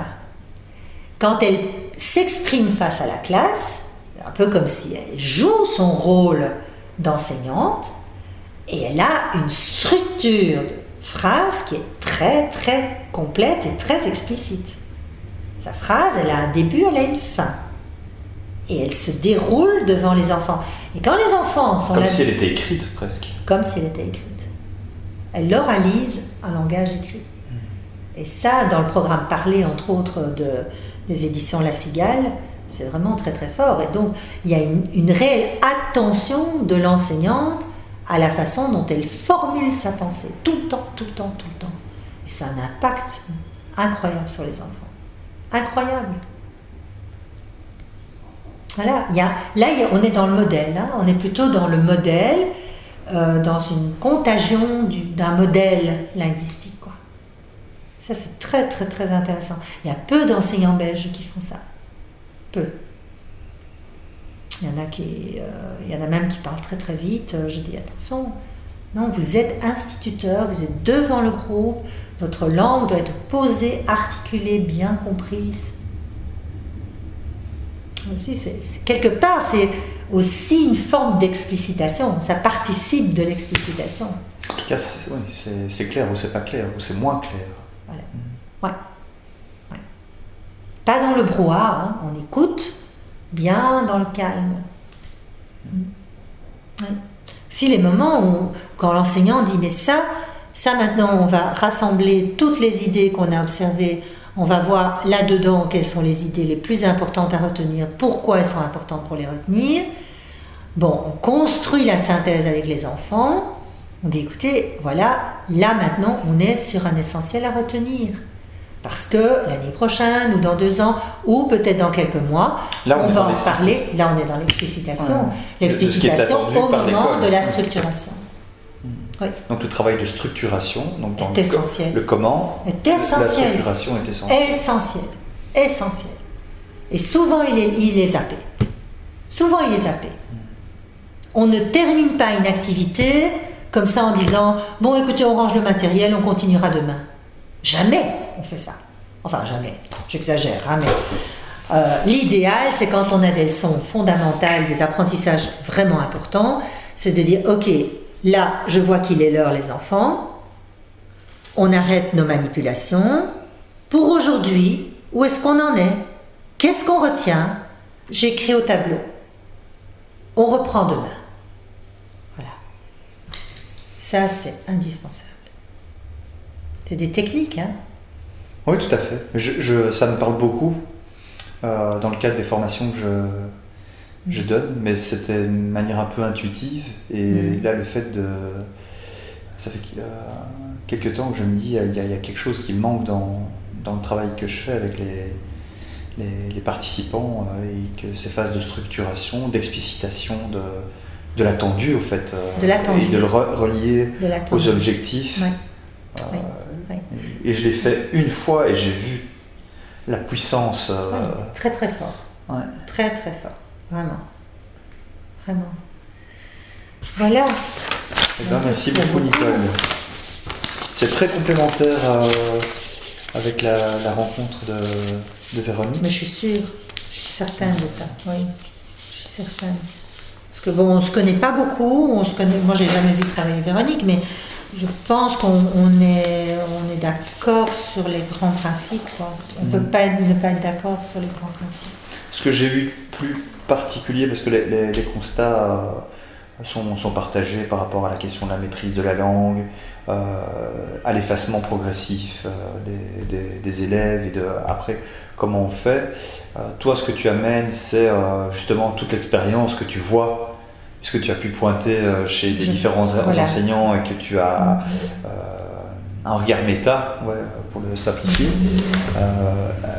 Ce que Véronique apporte, c'est tous les petits micro-dispositifs, on va dire, presque individuels, parce que les malentendus ne se passent pas toujours d'une manière collective, c'est individuel. Donc c'est qu'est-ce que je fais pour raccrocher les plus passifs, travailler, là on est en train de travailler sur les syllabes, donc tiens, j'ai retenu qu'un tel avait plus de difficultés, donc de manière permanente, quand il y a ce temps de travail de lecture, hop, je me mets en avant, plutôt que de dire à toute la classe, bon, qui veut lire le texte, paf, c'est un bobo qui lève je l'explique comme elle le fait, hein, paf, c'est un bobo, et pour finir, ça n'apporte strictement rien à la classe, puisque ceux qui étaient passifs se mettent dans cette position-là, et donc ne vont pas s'exercer. Et donc là, il y a vraiment une volonté d'aller chaque fois aller récupérer ceux qui sont le plus en difficulté par rapport à un type d'apprentissage. Mais parfois, on peut aussi le faire de façon détournée. Je pense par exemple, si je suis consciente que des enfants articulent mal, prononcent mal, etc., par des disciplines comme des exercices de théâtre, des exercices de... Je peux très bien faire un travail tout à fait collectif pour ne soigner entre guillemets, n'accompagner ou ne remédier à la difficulté que de 4 élèves. Et tout le monde en profitera. Parce que faire du théâtre, on fait quasi pas ça dans les écoles. Faire du dessin, on n'en fait quasi jamais. Et en travaillant de cette façon-là, je peux de façon détournée travailler une difficulté d'enfant, mais qui n'est de l'ordre que de 4 ou 5 enfants de ma classe. Mais tout le monde y trouvera soit du plaisir, soit un dépassement, soit ceci, soit cela. Et je ne vais pas non plus aller systématiquement aller rechercher l'enfant pour lui dire « Mais toi, allez, vas-y, Mohamed, vas-y, relis ». Parce que c'est aussi, chaque fois, on pourrait... Je ne dis pas que Véronique ne le fait pas, mais certains enseignants ont parfois tendance à faire du harcèlement pédagogique. C'est-à-dire... Parfois, il y a des effets négatifs. ça peut faire fuir voilà. les élèves. Et donc, moi, ce que j'invite les enseignants à faire, c'est vraiment de travailler aussi par la bande, par des moyens détournés. C'est des collègues de l'enseignement spécialisé qui m'ont donné ces filons-là. C'est de ne pas toujours, quand il y a le remède, c'est de taper sur le remède. Enfin, quand il y a un problème, c'est de taper sur le problème. Ouais. C'est plutôt activer l'élève, travailler par les portes d'entrée.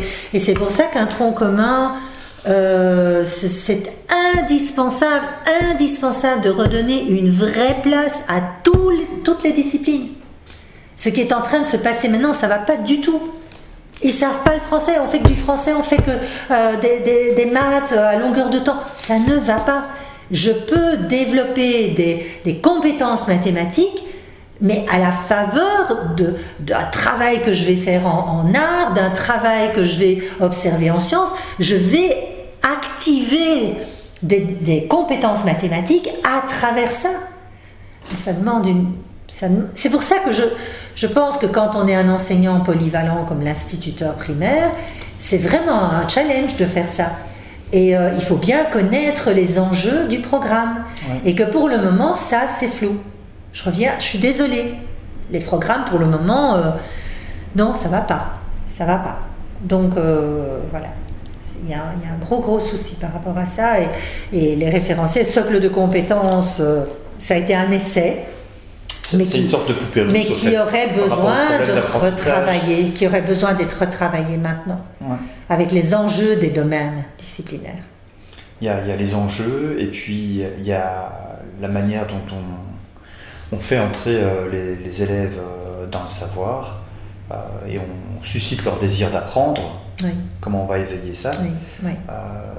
Oui. Et puis il y a tout ce qui se passe au moment de l'apprentissage, avec les malentendus éventuellement qui naissent, ou bien des obstacles. J'ai oublié de le dire, parce que peut-être que pour moi c'est une telle évidence, c'est que quelque chose d'évidemment essentiel, et Benoît l'a dit hier, et Pierre l'a répété hier aussi, c'est ne pas bêtifier. Ne pas bêtifier, ne pas simplifier à outrance, quoi. C'est une catastrophe, ça. C'est une catastrophe. Un enfant ne peut pas être fier d'un gribouillis. Non, il faut de l'ambition pour eux. Et à ce moment-là, quand ils rentrent dans ce mécanisme de fierté de ce qu'on a produit, mais on a le rapport au savoir quelque part. Il ne faut pas en faire des scientifiques tout de suite, il ne faut pas en faire des abstractifs tout de suite. Ils ont ce goût du savoir. Ils l'ont, parce que c'était difficile, ils sont fiers, ils se sont rendus compte qu'ils ont compris quelque chose de vachement complexe. Waouh, mais c'est décoiffant ce truc-là. Hein. Mais non, on a tendance à décomposer, à découper, à simplifier, à remorceler, etc. Donc plus on morcelle, plus ça perd du sens, et on perd tout, quoi. On a tout faux, et ça va pas. Ça va pas. Du tout. Du tout. Voilà, c'est... Donc garder de l'ambition, quoi. Sinon, il ne voit pas à quoi ça sert, quoi. Quand je vois, là aussi, c'est des choses dont les gens ne sont pas toujours conscients, mais ces enfants vivent parfois des choses extrêmement difficiles. Allez, j'en ai une là au CEB, elle est née dans un camp de réfugiés en Tanzanie. Il y en a un autre qui a fait un cursus terrible à travers la Méditerranée, etc. Elle a vu son copain mourir. Bon, il y a des trucs incroyables. Donc c'est pas des cons. Ces élèves, ils connaissent des choses, des expériences de vie que nous, on n'a jamais vécues. Mais l'école les prend pour des crétins. Elle prend pas ça en considération, quoi. Mais donc se sentir crétin, je suis désolée, ça va pas, quoi. Cette histoire de CEB, tout ça, enfin bon, bref, je vais pas revenir là-dessus, c'est fini, et ce sera fini à tout jamais, donc c'est très bien. Donc voilà, mais c'est terrible, quoi. L'école les prend pour des crétins, et ils font des choses hyper compliquées dans leur famille. Ils sont capables de gérer les petits frères, les petites sœurs, parce que les parents travaillent, etc. Ils font des trucs super compliqués à travers la ville et tout, et on les prend pour des crétins, quoi. Donc comment veux-tu qu'ils soient intéressés à l'école? Ça va pas, quoi. Ça va pas. Oui, comme Benoît disait hier, on peut se demander comment ça se fait qu'il n'y a pas plus de violence à l'école. Ah, mais moi, sur cette base-là. Je me pose toujours la question. Hein. Je me pose toujours la question. Hein. Comment ils pètent pas des câbles, certains enfants? Parce qu'il y a de quoi péter des câbles. Moi, je peux tout dire. Hein. Enfin, il y en a qui pètent des câbles, hein, quand on voit ce qui se passe dans le premier degré. Alors, ceux qui pètent pas des câbles, hein, ceux-là, ils tombent malades. Ce sont des enfants qui n'ont aucune estime d'eux-mêmes, qui rasent les murs quand ils se promènent quelque part, qui n'osent pas affronter ton regard, c'est vraiment des citoyens... c'est l'horreur, quoi. C'est ça qu'ils deviennent, ces gamins. Alors oui, ils sont... Ouais. Voilà. Donc pour moi, si, il y a des conséquences terribles. Hein. Et les conséquences terribles, on ne devrait pas le dire, mais c'est vrai que ces jeunes filles, elles vont faire des bébés. Hein, elles osent à peine s'affirmer. Hein, elles vont faire des bébés. Comment elles vont les éduquer, leurs bébés? C'est pas du tout une critique de ma part, mais quels outils est-ce qu'elles ont pour sortir de ce cercle infernal? Et non, on les a mis dans des rails. Il faut voir les réponses qu'ils nous donnent, mais d'un non-sens total. Comment veux-tu? À 15 ans, je me dis, mais c'est pas possible, quoi. Où est leur bon sens? Qu'est-ce qu'on a fait de leur bon sens de base, quoi? Oui, leur GPS de départ. Oui, leur GPS, oui. Ils l'ont, hein, ils ont tant de neurones que les autres. Je parle pas ici, j'ai pas parlé ici du tout des enfants qui ont été